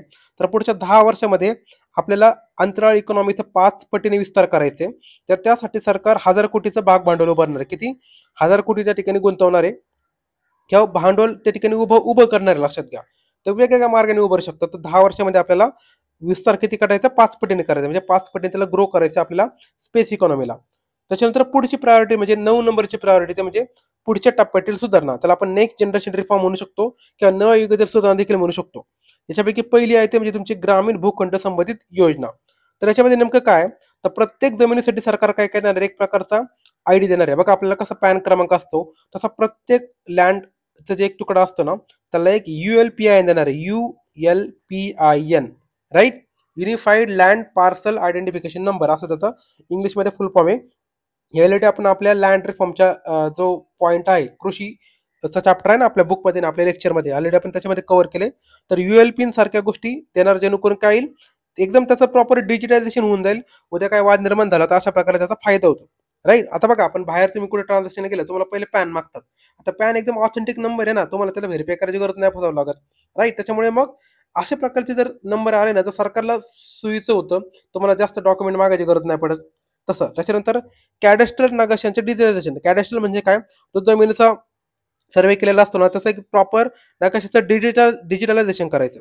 कारण कागदपत्र कधी हरवतील, खराब होतील, कधी पुरीन वाहून जातील सांगता येत नाही. त्याच्यामुळे त्याला डिजिटलायझेशन केलं ना तुमचे जुने कागदपत्र देखील तुम्हाला एका क्लिकवर अवेलेबल होतात. त्याच्यानंतर सध्याच्या मालिकेनुसार नकाशे उपकाचे हे काय जास्त महत्त्वाचं नाहीये. नंतर भूखंड नोंदणी शाखेची स्थापना हे जाऊ द्या. हे जास्त काय महत्त्वाचं हे आपल्याला कळून जाईल की त्या ठिकाणी काय काय करायचं ते महत्त्वाच्या गोष्टी तुम्हाला मी सांगतोय. नंतर श्रमिकांसाठी सेवा. श्रमिक म्हणजे काय? जे कोण कामगार असतात त्यांच्यासाठी. तर अशा लोकांसाठी ई श्रम पोर्टल उभारले सरकारने आपल्याला माहिती आहे. ई श्रम पोर्टल आपण ऑलरेडी पाहिलेले आपल्या कामगारांच्या वेगवेगळ्या योजनांमध्ये. नंतर जे काही सध्या आपल्याला माहिती आहे लेबर मार्केट खूप सारं फास्टमध्ये चेंज होते. त्याच्यामध्ये ऑटोमेशन येते, स्किल चेंज होत आहेत. त्याच्यामुळे त्यांच्यासाठी एक चांगला डेटाबेस बनवायचा असं सरकारचं चालू आहे. त्याच्यानंतर पुढे जाऊन NPS वात्सल्य हे खूप महत्त्वाचं आहे. अशा NPS वात्सल्य ही अल्पवयीन मुलांसाठी पालक आणि संगोपनकर्त्यांच्या योगदानाची योजना आहे. तर तुम्हाला विचारलं जाऊ शकतं की NPS म्हणजे नॅशनल पेन्शन स्कीम. NPSचा फुल फॉर्म पाठ करू द्या. पाठीमागं खूप न्यूजमध्ये होतं. लोकांनी आंदोलन देखील केलं होतं की जुनी पेन्शन योजना चालू ठेवा. आता खूप मोठा इश्यू आहे. त्या ठिकाणी सांगण्यासारखा मुद्दा नाहीये. तर ती जुनी पेन्शन स्कीम वर्षित नवीन पेन्शन स्कीम असं तो पाठीमागे राडा चालू होता. तर NPS वात्सल्य काय? तर ही अल्पवयीन मुलांसाठी पालक आणि संगोपनकर्त्यांच्या योगदानाची योजना. तर तुमची NPS वात्सल्य हे झालं तुमचं पार्ट आहे. आपण आतापर्यंत पाहिलं हे सगळं बजेटचा पार्ट आहे होता. आता पार्ट बी बघूया. तर पार्ट बी मध्ये नेमकं काय बघा खाली या. तर खाली आपण बघूया. पहिला तुमचं अप्रत्यक्ष कर. अप्रत्यक्ष कर म्हणजे काय? Indirect tax. तर सगळ्यात महत्वाचा टॅक्स आपला म्हणजे आपल्याला GST. तर GST मध्ये आपल्याला माहिती आपण आणला कधी होता? 2017 मध्ये. जुलै 2017ला आपण तो लागू केलाय. आणि त्याच्यामुळे काय झालं? GST मुळे बरेचसे आपले टॅक्स एकत्र मर्ज झाले. सेंटरचे स्टेटचे बरेचसे मर्ज झाल्यामुळे जो धबधबा परिणाम असतो तो कमी झालाय. कॅस्केडिंग इफेक्ट म्हणतात त्याला इंग्लिशमध्ये. तो कॅस्केडिंग इफेक्ट कमी झालाय. ठीक आहे. तर ऑलरेडी आपण कोर लेक्चरमध्ये आणि बुकमध्ये पाहिलेल्या आहेत गोष्टी, बेसिक गोष्टी. आता पुढचं बघा. सरकारचं म्हणणं होतं की GSTचे यश आपल्याला भरपूर भेटलंय आणि त्याच्यामुळे आपण काय करायचं? आता हे जे यश भेटलंय ना ते बाकी क्षेत्रामध्ये विस्तार करायचा. म्हणजे काय? हळूहळू बाकी क्षेत्राला देखील तो GST लागू करायचा आणि त्याला थोडंसं सिम्प्लिफाय करायचं असं सरकारचं चालू आहे, लक्षात ठेवा. म्हणजे अजून बरेचसे टॅक्स जे आहेत ना हे GST मध्ये मर्ज झालेले नाहीयेत. तर की तुमचा पेट्रोलवरचा टॅक्स, डिझेलवरचा टॅक्स, हे टॅक्स जे आहेत ना अजून डिझेल जे काय असेल हे अजून GST मध्ये भर न झालेले किंवा दारूवरचा टॅक्स. हे टॅक्स भेटतो कोणाला? तर स्टेट गव्हर्नमेंटला भेटतो. मग सरकारचं म्हणणं आहे की हा टॅक्स आपण GST मध्ये आणू शकतो. पण सध्या राज्य सरकारचा विरोध आहे. कारण का? तर आपल्याला माहिती आहे एकदा तो टॅक्स GST मध्ये गेला का मग राज्य सरकारच्या हातात काहीच राहत नाही इन्कमसाठी. मग राज्य सरकारचा विरोध आहे त्यासाठी, लक्षात ठेवा. त्याच्यानंतर क्षेत्र विशिष्ट सीमाशुल्क प्रस्ताव म्हणजे काय? क्षेत्र विशिष्ट सीमाशुल्क प्रस्ताव हा एक प्रकारचा कस्टम ड्युटी आहे, राईट? Custom duty. तर औषधी आणि वैद्यकीय उपकरणासंदर्भात ते काय म्हणतात बघा. तर त्यांनी काही कर्करोगचे औषध त्यांना त्यांनी कस्टम ड्युटी मधून सूट दिली. म्हणजे आता आपल्याला माहिती की कर्करोग सारखे जे आहेत एकदम महागडी ट्रीटमेंट असू शकते, बरोबर असते. त्याच्यामुळे लोकांना वाचवणं आपल्याला महत्वाचं आहे. त्यामुळे याला लाईफ सेव्हिंग ड्रग असतात अशा प्रकारचे. म्हणून काही जे ड्रग्स आहेत जसं की ट्रॅस्टुझुमॅब, डेरेक्स्टेटिन, त्याच्यानंतर ओसीमेरिटिनिब आणि दुर्वालुमॅब. आता हे फार्मास्युटिकलवाल्यांना माहित असेल, नाव खूपच लक्षात ठेवायला डिफिकल्ट आहेत, आपल्यासाठी लोकांना लक्षात नाही राहणार. तर तुम्ही एक वरवर वाचून ठेवा. तर हे जे कर्करोगाचे औषधं आहेत ना, त्याच्यावर सरकारने काय केलं, जी कस्टम ड्युटी लागते, बाहेरून आपण मागवतो, आपल्याकडे जास्त तयार नाही होत, तर त्याला सूट दिली, जेणेकरून काही कॅन्सरच्या लोकांना ते स्वस्तामध्ये उपलब्ध होतील. तर हे 3 नाव पाठ करून ठेवा: दुर्वालुमॅब, नंतर ओसीमेरिटिनिब आणि ट्रॅस्टुझुमॅब डेरुक्स्टेकन, राईट. त्याच्यानंतर मी कसं लक्षात होतं बघा, मी असं लक्षात होतो,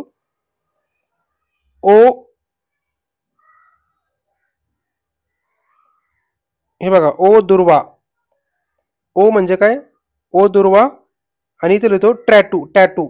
दुर्वा काय करते, टॅटू करते बघा, ओ दुर्वा टॅटू, असं काहीतरी तुम्ही लक्षात ठेवू शकता. ओ फॉर ओसीमेरिटिनिब, दुर्वा म्हणजे दुर्वालुमॅब, आणि टॅटू म्हणजे काय, ट्रॅक्टुझुमॅब. आता नाव डेंजर लक्षात, म्हणून ओ दुर्वा टॅटू करतो. नंतर आहे फेज मॅन्युफॅक्चरिंग प्रोग्राम अंतर्गत, नंतर फेज मॅन्युफॅक्चरिंग प्रोग्राम अंतर्गत वैद्यकीय क्षकिरण मशीनमध्ये वापरण्यासाठी क्षकिरण ट्यूब अँड फ्लॅट पॅनल डिट्रिब्युल. हा, त्याच्यामध्ये काय केलं ना, तर त्यांनी एक पर्टिक्युलर बेसिक कस्टम ड्युटी याच्यामध्ये बदल केले, याच्यामध्ये सूट दिली. बीसीडी म्हणजे काय, बेसिक कस्टम ड्युटी. तर कुठलं आहे, तर जे आपण एक्सरे मशीनमध्ये वापरतो, एक कुठली एक्सरे ट्यूब वापरतो, राईट. तर ते एक्सरे ट्यूब आणि अजून एक दुसरं कुठलं तरी इन्स्ट्रुमेंट आहे, ते काय जास्त महत्वाचं नाही, त्याच्यावर सरकारने बेसिक कस्टम ड्युटीमध्ये चेंजेस केलेत. नंतर पुढचे मोबाईल फोन आणि बाकीचे. तर मोबाईल फोन, त्याच्यानंतर त्याचे जे आपल्याला प्रिंटेड सर्किट बोर्ड असतात, मोबाईल चार्जर, याच्यावरची बेसिक कस्टम ड्युटी सरकारने 15% पर्यंत घट केली. ते केल्यामुळे काय होतं ना, मग मोबाईल स्वस्त होऊन जातात, लक्षात घ्या. नंतर मौल्यवान धातू, तर मौल्यवान धातू कुठली, सोने चांदी, याच्यावरचं कस्टम ड्युटी कमी करून 6% केली, आणि प्लॅटिनमवरील 6.4% करण्यात आलेली आहे, म्हणजे कमी केले थोडक्यात मौल्यवान धातू. त्याच्यामुळे काय होईल, सोनं चांदी स्वस्त होईल. तर इतर धातू कुठले, फेरो निकेल, ब्रिस्टर कॉपर, याच्यावरचं बेसिक कस्टम ड्युटी हटवली. नंतर फेरस स्क्रॅप आणि निकोल कॅथलवर कस्टम ड्युटी हटवली. हे काय जास्त महत्वाचं नाही, जस्ट तुम्हाला मी वरवर वाचून का दाखवते, हे काय एक्झामच्या अंगाने महत्वाचं नाही. सरकारने जस्ट काय कमी केले, काय जास्त केले, या ठिकाणी सांगितले. इलेक्ट्रॉनिक्स मध्ये काय केलं सरकारने, तर काही ठराविक गोष्टींवरचा income tax, basic custom duty हटवली. कुठली, मुक्त तांबे, ऑक्सिजन मुक्त तांब, नंतर अजून काही गोष्टी वेगवेगळ्या तारा असतात, त्याच्यावरचं बेसिक कस्टम ड्युटी हटवली. नंतर केमिकल्स वगैरे, पेट्रोकेमिकल्स, तर अमोनियम नायट्रेटवरील जे बेसिक कस्टम ड्युटी असतील ते सरकारने वाढवले, लक्षात घ्या, अमोनियम नायट्रेट.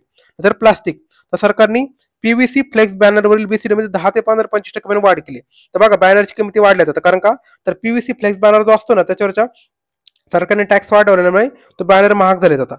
नंतर दूरसंचार उपकरणं म्हणजे काय, टेलिकम्युनिकेशन डिव्हाइसेस, याच्यावरचे सरकारने बेसिक कस्टम ड्युटी देखील वाढवले 10 ते 15%. नंतर व्यापार सुलभता म्हणजे काय, इज ऑफ डुईंग बिझनेस, तर याच्यामध्ये कसं केलं सरकारने, देशांतर्गत वाहतूक जी असते, विमान वाहतूक, नौका, जहाज देखभाल, या सगळ्या गोष्टींसाठी ज्या आपण काही गोष्टी आयात करतो, राईट, आयात केलेल्या वस्तूंच्या निर्यातीचा कालावधी 6 महिन्यावरून 1 वर्षापर्यंत वाढवलाय. त्याच्यानंतर वॉरंटी अंतर्गत दुरुस्तीसाठी, मालाची पुन्हा आयात करण्यासाठी कालमर्यादा 3 ते 5 वर्षापर्यंत वाढवली. चल, हे काय जास्त महत्वाचं नाहीये. पुढचे महत्वाचे खनिजे, हा, 25 महत्वाच्या खनिजांना सीमा शुल्कातून पूर्णपणे, महत्वाचे म्हणजे लक्षात घ्या, क्रिटिकल मिनरल्स असा तो शब्द आहे, ते मराठी ट्रान्सलेशन त्या ठिकाणी चुकलंय ते. तर क्रिटिकल मिनरल्स आहे, क्रिटिकल मिनरल्सला आपण सीमा शुल्कातून पूर्णपणे सूट दिलेली आहे, ठीक आहे. त्याच्यानंतर पुढचं आहे सौर ऊर्जा. तर सौर ऊर्जेसाठी आपण बघा, आपण वेगवेगळे पॅनल वापरतो, आणि त्यासाठी जे काही वस्तू वापरल्या जातात, तर त्यांना सीमा शुल्कातून सूट दिलेली आहे. आता आपण असं काय केलं, तर आपण बघा, ऑलरेडी आपण INDC सांगितले की आपण एवढं आपण इमिशन कमी करणार आहे, आम्ही एवढे रिन्युएबल एनर्जी तयार करणार आहे. एवढं करायचं असेल तर आपल्याला ते स्वस्त करावं लागेल ना, तर कुठे जाऊन लोक काय करतील, सोलार पॅनल उभारतील, आणि ट्रॅडिशनल जे इंधन आहे ते कमी वापरतील. म्हणून आपण काय केलंय, सोलार पॅनल सारख्या ज्या गोष्टी त्याच्यावरचं आपण बेसिक कस्टम ड्युटी जे असते ना, किंवा कस्टम ड्युटी, त्याच्यावर सूट दिली. नंतर सागरी उत्पादने म्हणजे काय, ठराविक जे काही पदार्थ असतात त्याच्यामध्ये कस्टम ड्युटी कमी केली. नंतर चर्म आणि वस्त्रोद्योग, तर बदक आणि हाऊन्स पासून जे काही रिअल डाऊन फिलिंग सामग्री असते त्याच्यामध्ये कस्टम ड्युटी कमी केली.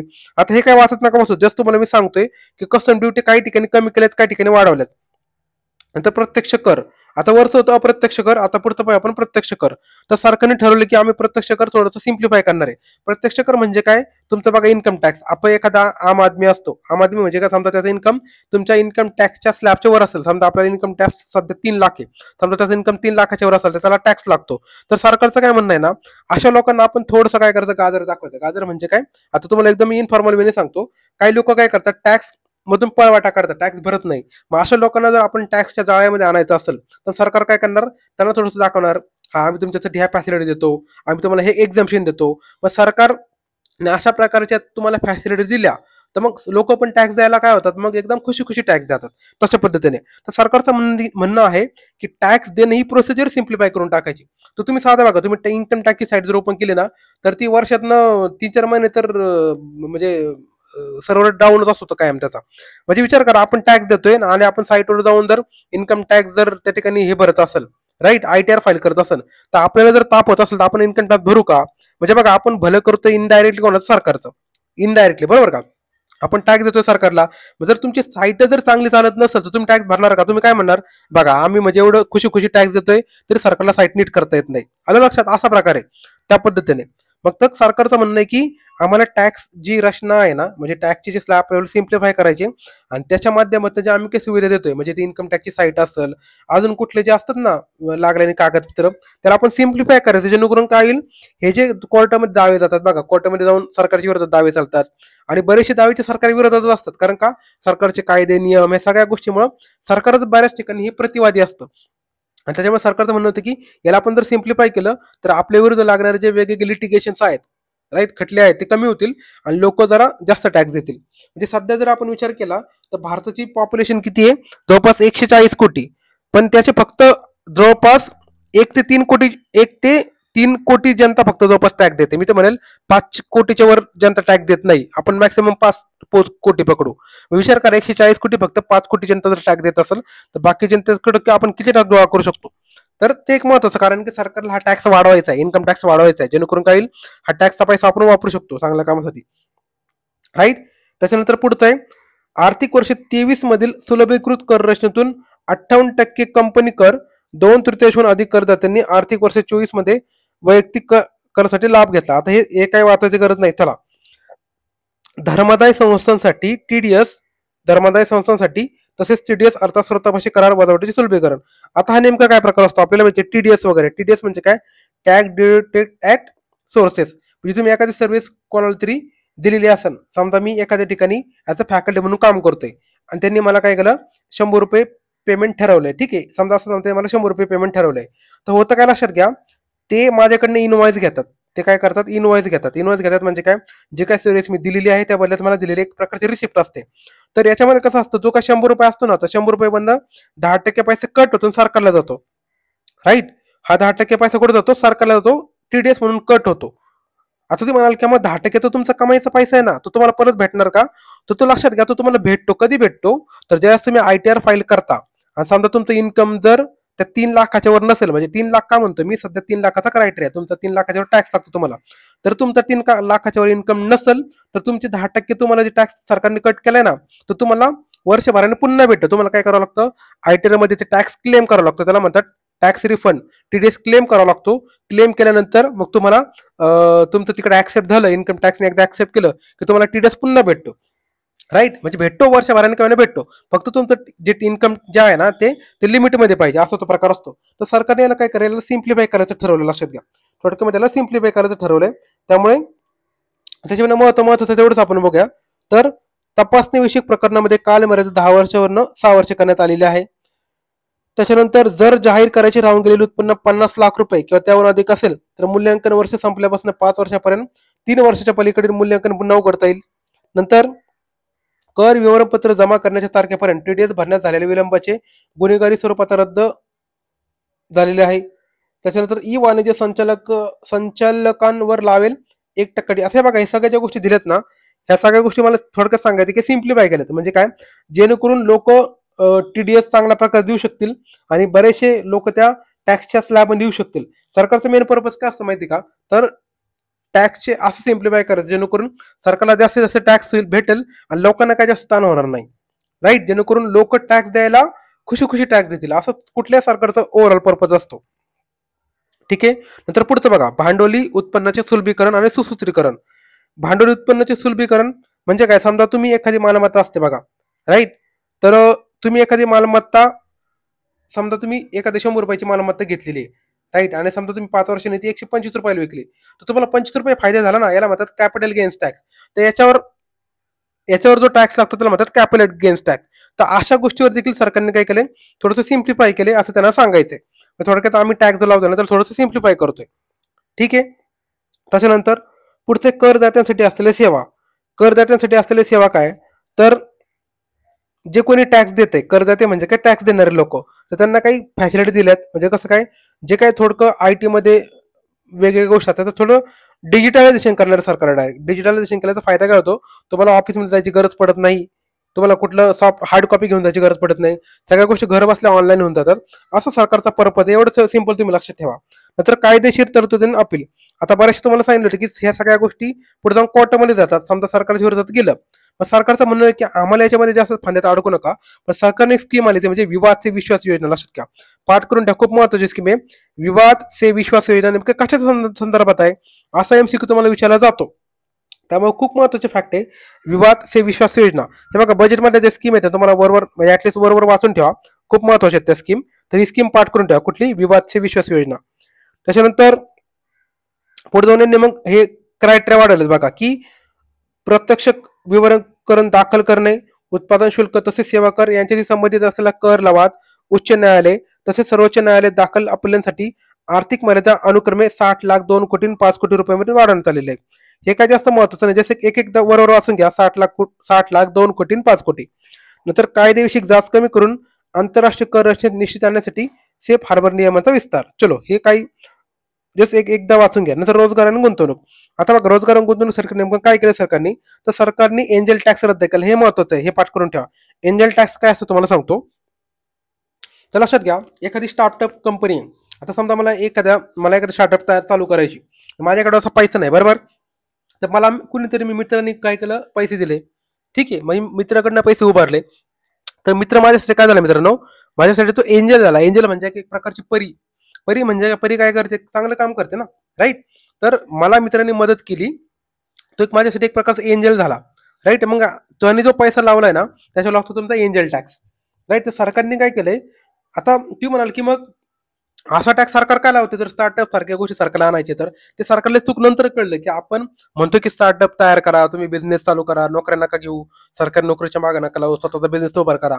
आणि ज्यावेळेस लोक असं बिझनेस उभारायला जातात मग त्यांना सरकार असं टॅक्स लावतंय, हा कुठेतरी निगेटिव्ह मेसेज जात होता. मग सरकारने स्वतःहून काय केले, हा एंजल टॅक्स रद्द करण्याचा निर्णय घेतलाय, जे की खूप चांगली डिसिजन असं मी म्हणेल. नंतर क्रूज पर्यटन बघा, क्रूज पर्यटन म्हणजे आपल्याला माहिती आहे बोटीवरचं पर्यटन, तर त्याला चालना देण्यासाठी सरकारने परदेशी शिपिंग कंपन्या ज्या आहेत ना त्यांना टॅक्सेशन सिस्टीम चांगली केली, म्हणजे काय थोडंसं सिम्प्लिफाय केलं, त्यांच्यावरचे टॅक्स थोडेसे कमी केलेत.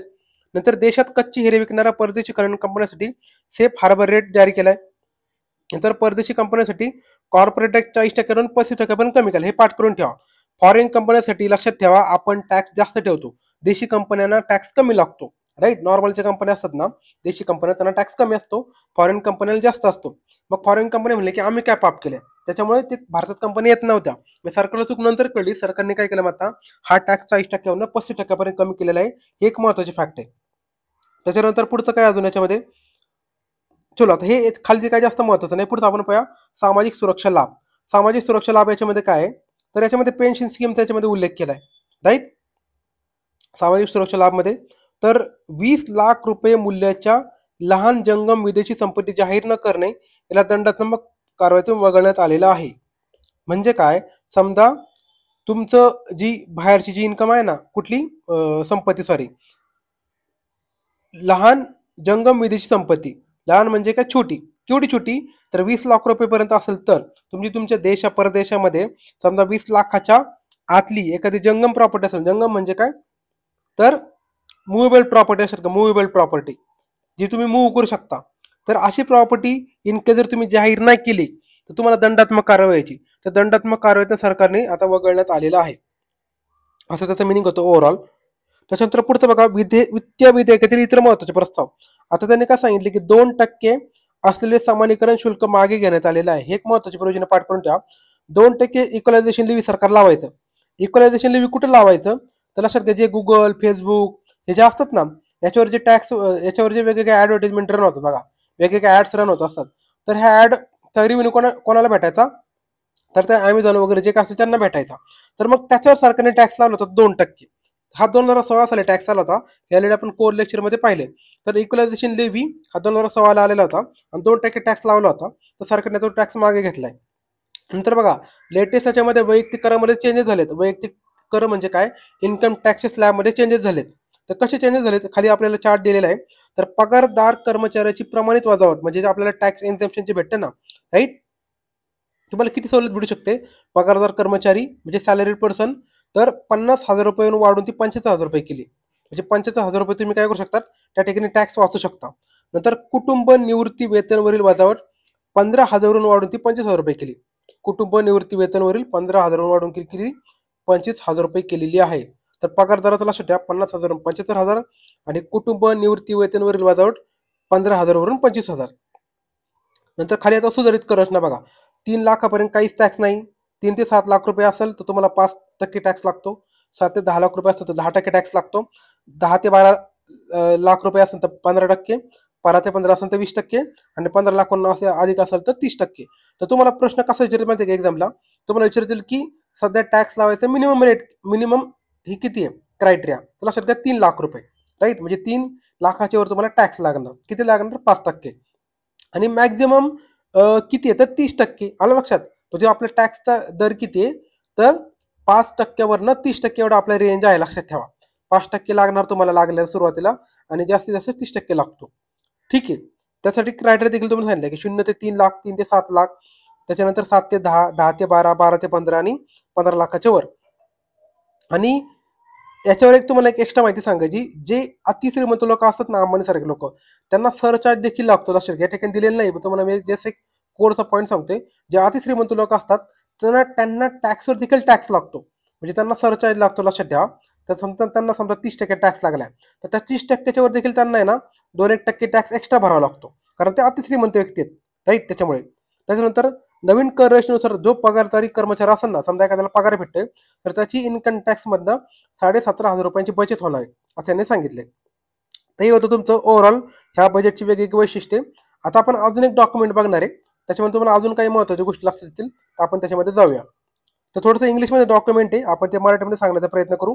तर बघा, हे तुमचं की फीचर्स ऑफ बजेट 2024-25, राईट? तर याच्यामध्ये सुरुवातीला बघा तुम्हाला सांगितलं की सरकारने 4 गोष्टीवर फोकस केले. तर 4 गोष्टी कुठल्या? तर हे पाठ करून ठेवा. तुम्हाला 4 गोष्टी विचारतील. गरीब आहे, ठीक आहे. नंतर अन्नदाता आहे म्हणजे फार्मर आहे. युवा म्हणजे कोण? तरुण आहे. आणि वुमन म्हणजे महिला आहे, ठीक आहे. म्हणजे कोण कोण? गरीब घेतलंय. त्याच्यानंतर अन्नदाता म्हणजे शेतकरी घेतलाय, ठीक आहे. त्याला अन्नदाता आपण म्हणूया, अन्नदाता. त्याच्यानंतर महिला आहे म्हणजे स्त्रिया आणि शेवटचं काय तुमचं? युवा, राईट?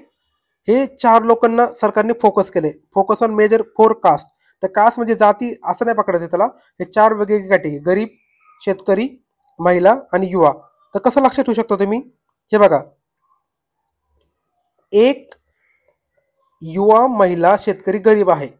काय म्हणलं मी? एक युवा, महिला, शेतकरी, गरीब आहे. असू शकतं ना एक समजा एखादी एक आताच एक 12वी-13वीला गेलेली एक मुलगी आहे, ती युवा आहे, बरोबर? त्याच्यानंतर फिमेल आहे, आपल्याला माहिती आहे. आणि तिने ठरवलं की आपल्याला आता कामधंद्यासाठी शेती करायची. पण ती गरीब आहे, कारण का? ती सध्या एकतर नुकतीच 12वी झाली तिची, तिच्याकडे काही इन्कम आहे का? नाही. त्याच्यामुळं ती युवा, महिला, शेतकरी, गरीब आहे असं तुम्ही जर लक्षात ठेवलं तर तुमचं लक्षात राहील. युवा, महिला, शेतकरी, गरीब आहे. ठीक आहे. तर हे होतं तुमचं युवा, महिला, शेतकरी, गरीब, हे 4 कॅटेगरी लक्षात आले. आता बजेटची थीम बघा काय, हे बजेटची थीम पाठ करून ठेवा.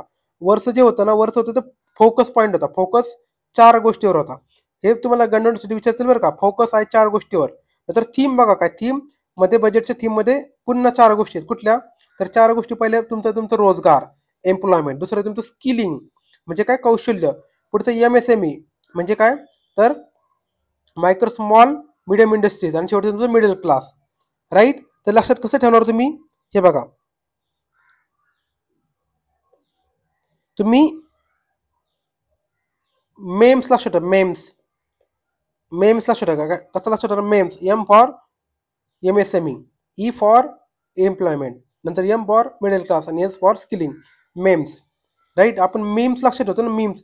त्याच्यामध्ये फक्त E काढून टाकायचा आणि राहतो तुमचा मेम्स, लक्षात ठेवा, राईट? हे आहे तुमचे बजेटची थीम्स. आलं लक्षात? हे तुमचं बजेटची थीम. वर काय सांगितलं तुला मी, युवा महिला शेतकरी गरीब आहे, आणि या ठिकाणी काय आपण मेम्स सांगितलं, मेम्स. नंतर बघा आता प्रायोरिटीज फॉर विकसित भारत. हे काय जास्त महत्त्वाचं नाही, हे काय वाचत नका बसू. आता मी डायरेक्ट काय करतो, खाली येतो. हे जे वरतो म्हणून प्रायोरिटी सांगितलं ना, तर या ठिकाणी एक्सप्लेन करून सांगितलं की सरकार नेमकं काय काय करणार आहे ते. एवढे डिटेलमध्ये विचारत नाही शक्यतो. आपण डायरेक्ट खाली येऊया, ते म्हणजे रोबस्ट इकॉनॉमिक फाउंडेशनकडे येऊया आपण. तर सरकारने बघा या ठिकाणी सांगितले की आपला करंट अकाउंट डेफिसिट कसा इम्प्रूव्ह होतोय. करंट अकाउंट डेफिसिट म्हणजे काय, तुमचा चालू खात्यावरील तूट, त्याला शॉर्टकट आपण कॅड म्हणतो. तर कॅड आपण कुठं मोजतो, तुमचं ट्रेडचा जो चॅप्टर त्याच्यामध्ये बघा, चालू खात्यावरील तूट आहे, त्याच्यानंतर भांडवली खात्यावरील तूट आहे कॅड, आणि जे काय असेल ते, राईट. तर त्याच्यामध्ये बघा सध्या कसं वातावरण आहे, म्हणजे तुम्ही जर पाठीमागचे काही वर्ष पाहिले, पाठीमागचे वर्ष कुठले, 2015 पासून जर काउंट केलं तर तुम्हाला लक्षात येईल की ती कॅड जे आहे ना ते वर खाली होते. मग ते बघा 23-24 मध्ये बऱ्यापैकी कमी झालेली आहे ती कॅड. किती झाली, जवळपास ती मायनसमध्ये गेलेली आहे बऱ्यापैकी. तर ते आपल्यासाठी एक चांगलं पर्पज आहे, म्हणजे एक चांगलं सिम्पटम आहे. त्याच्यानंतर पुढचं बघा, India grew at 8.2% in financial year 2024. म्हणजे भारताची जीडीपीची ग्रोथ रेट किती होता मागच्या वर्षी, तर 8.2% होती. पाठ करून ठेवा, किती, 8.2% 2024 मध्ये. आणि जर आपण पाठीमागचं जर पाहिलं, तुम्ही कॅल्क्युलेट करू शकता या ठिकाणी. तर बघा जवळपास 8.2% होता, आणि तो आपला ग्रोथ रेट बऱ्यापैकी चांगला आहे, म्हणजे असं काय वाईट नाही. पाठीमागं फक्त की कोविड-19 आला होता, त्याच्यामुळे 2020-21 मध्ये तो कमी झालेला दिसतोय. तो किती कमी झाला, तो मायनसमध्ये गेलता, राईट, मायनसमध्ये गेला होता. आणि त्याच्यामुळे त्या ठिकाणी तो कमी झाला होता. पण नंतर आपल्याला माहिती की आपण इकॉनॉमीची रिकव्हरी केली, म्हणून आपण त्याला व्ही शेप रिकव्हरी म्हणतो. बघा आपली इकॉनॉमी बघा कशी रिकव्हरी झाली, ठिकाणी व्ही शेप रिकव्हरी तुम्हाला दिसते. ह्याच्यावर प्रश्न देखील एमपीसीने विचारलेला आहे. तर आपला आता सध्या ग्रोथ रेट किती आहे, सरकारने सांगितलं की 8.2% 2024 मध्ये. हे विचारू शकतात, 8.2% पाठ करून ठेवा. नंतर पीएमआय इंडेक्स. पीएमआय इंडेक्स हे कशा संदर्भात आहे, तर मॅन्युफॅक्चरिंगचा इंडेक्स असतो लक्षात घ्या तुमचा, पीएमआय इंडेक्स. नंतर decline in gross NPA. NPA म्हणजे काय, नॉन प्रोडक्टिव्ह ॲसेट्स, म्हणजे काय, अकार्यकारी संपत्ती असते कोणाची, वेगवेगळ्या कंपन्यांची किंवा मग वेगवेगळ्या बँकांची. तरी आपल्याला माहिती आहे की पाठीमागे खूप सारं लोन जे आहे ना ह्या बँकांनी स्वतःवर घेतलेलं होतं. म्हणजे लोन घेतलं म्हणजे काय, ते त्यांनी दुसऱ्यांना लोन दिलेलं होतं. म्हणजे बिर्ला कोणते, सॉरी, तर हे जे आपले माहिती आहे मल्ल्या वगैरे सारखे लोक हे लोन घेऊन पळून जातात. मग अशा ठिकाणी काय होतं ना, ती संपत्ती अकार्यकारी होऊन जाते. आलं लक्षात. मग त्याच्यामुळे हे लोन जे असतं याचा बोजा कोणावर पडतो, तर बँकेवर पडतो. आणि याचं प्रमाण सध्या कमी कमी होत चाललंय. म्हणजे एका काळी ते खूप जास्त होतं, 10% जास्त होतं. आता ते प्रमाण बघा ना कसं किती कमी कमी होत चाललंय टप्प्याटप्प्याने, राईट. म्हणजे जवळपास मी तर म्हणेल ते ते 2%च्या जवळपास येऊन पोहोचले, म्हणजे 2 ते 4% 2 ते 4च्या मध्ये आहे ते सध्या, राईट. हेच आपल्यासाठी एक चांगली साईन आहे. जास्त जर SCB वरचं जे NPA असेल तर ते थोडंसं निगेटिव्ह साईन असतं. SCB म्हणजे काय, शेड्यूल कमर्शियल बँक्स, व्यापारी बँका. त्याच्यानंतर फिस्कल डेफिसिट. आपला फिस्कल डेफिसिट देखील कमी होतं, हे देखील आपली चांगली गोष्ट आहे.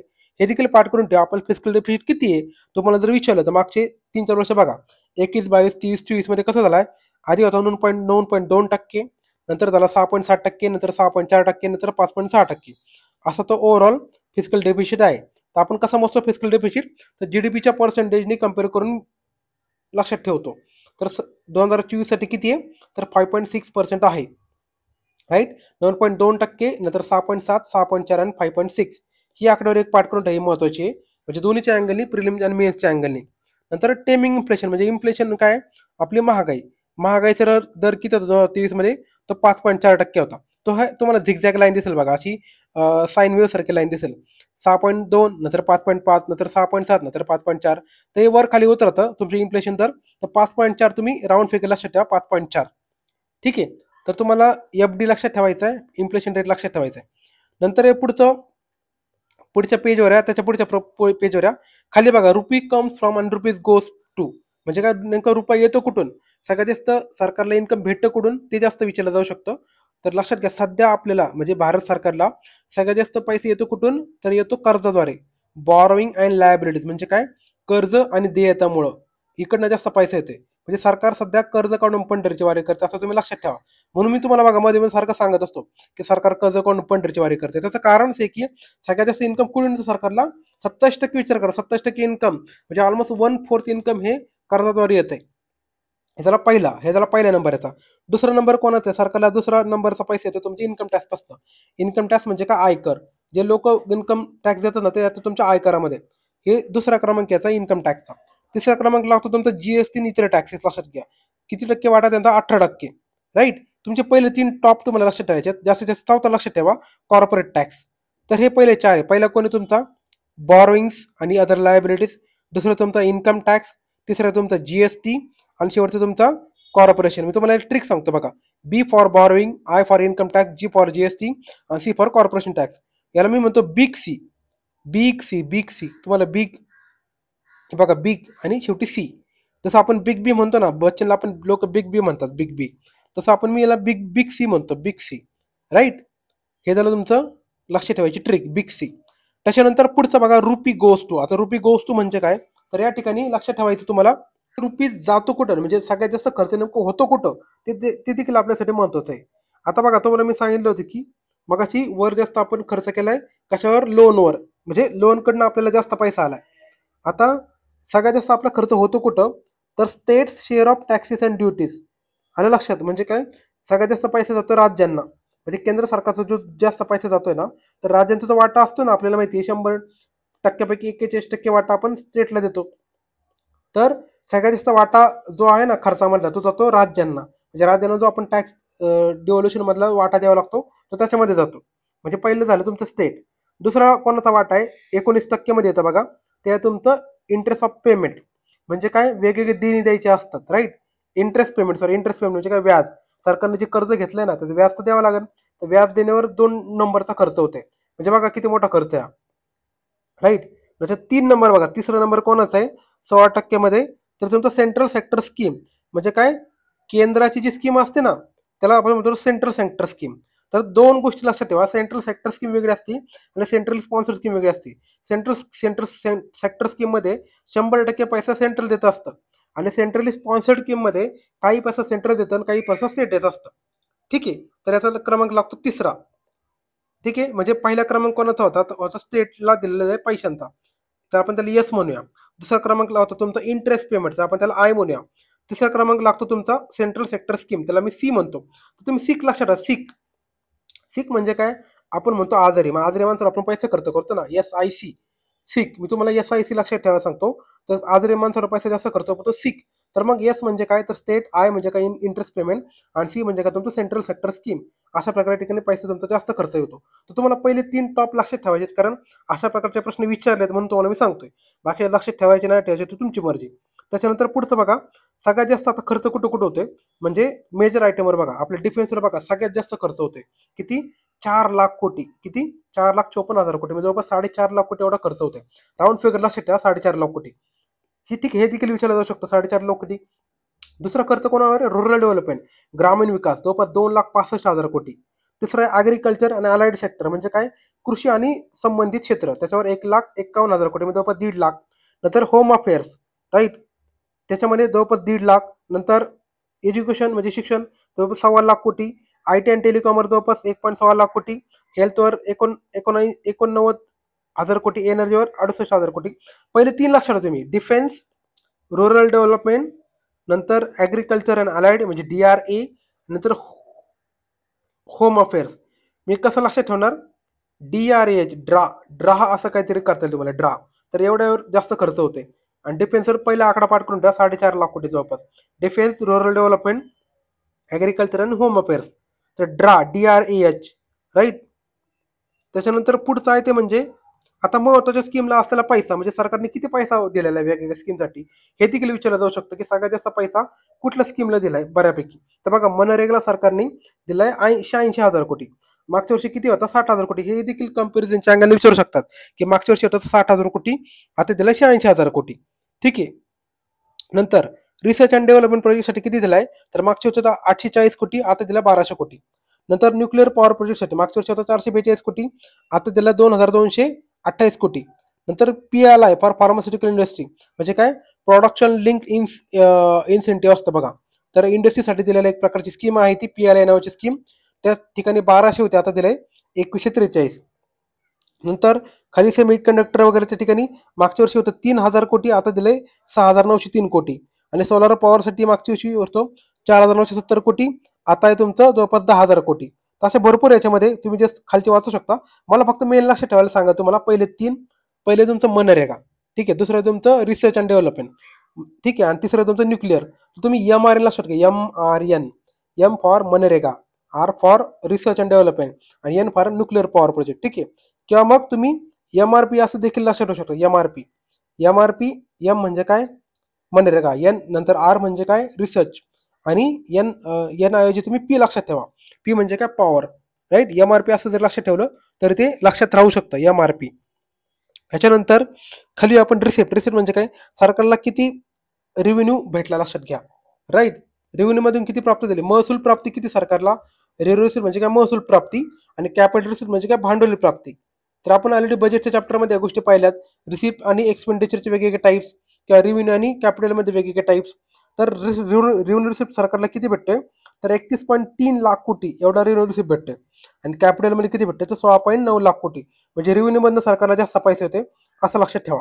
आणि एक्सपेंडिचरमध्ये जास्त खर्च कुठे आहे, तर तो देखील रेव्हेन्यू मध्ये आहे. 37.1 लाख कोटी हा रेव्हेन्यू एक्सपेंडिचर आहे. हे ऍटलीस्ट एवढे तरी आकडे पाठ करून ठेवा. हे बघा, रेव्हेन्यू रिसिप्ट मध्ये 31.3 लाख कोटी एवढा पैसा भेटतोय, आणि कॅपिटल रिसिप्ट मध्ये जवळपास 16.9 लाख कोटी, म्हणजे एकमेकाच्या दुप्पट आहे बघा. म्हणजे बघा, तुमचा जो रेव्हेन्यूचा जो खर्च आहे ना, सॉरी उत्पन्न आहे ना, हा कॅपिटलच्या दुप्पट आहे बघा ना. 16 एका 16, 16 32. तर रेव्हेन्यूचा खर्च जो आहे ना, सॉरी रिसिप्ट जो आहे ना, महसूल प्राप्ती, तर हा कॅपिटलच्या प्राप्तीपेक्षा दुप्पट आहे, राईट, असं लक्षात ठेवा. आणि एक्सपेंडिचर मध्ये बघा, या ठिकाणी पण दुप्पटच आहे ना. या ठिकाणी एक्सपेंडिचर किती, 37, आणि इकडे 15, मग थोडंसं जास्त आहे, दुप्पटीपेक्षा थोडंसं जास्त आहे, कारण 15 2 30 होतात. इकडे 37, इकडे 15 आहे, ठीक आहे. तर त्या ठिकाणी रेव्हेन्यू एक्सपेंडिचर जास्त आहे, म्हणजे काय, महसुली खर्च जास्त आहे कशापेक्षा, भांडवली खर्चापेक्षा. तर हे होतं एवढं तुमचं बजेटचे फीचर्स. तर अशा प्रकारे आपण बजेटचे फीचर पाहिलेले आहेत. याच्यात फक्त महत्त्वाची आकडेवारी, महत्त्वाचे स्कीम्स आणि लेटेस्ट काही चेंजेस झाले तेवढं फक्त तुम्ही पाहून घ्या. बाकी मग ओव्हरऑल करण्यासारखं काय असेल याच्यामध्ये, एक्स्ट्रा काय ॲडिशन असेल तर आपण वेगळं वाटलं तर वेळ भेटला तर आपण याच्यावर लेक्चर घेऊया. पण सध्यासाठी एवढं सफिशियंट आहे. बाकी काही जास्त डिटेल मी वाचत बसू नका, तर या गोष्टी तुम्हाला विचारल्या जातात. तर या ठिकाणी आपण थांबूया. धन्यवाद.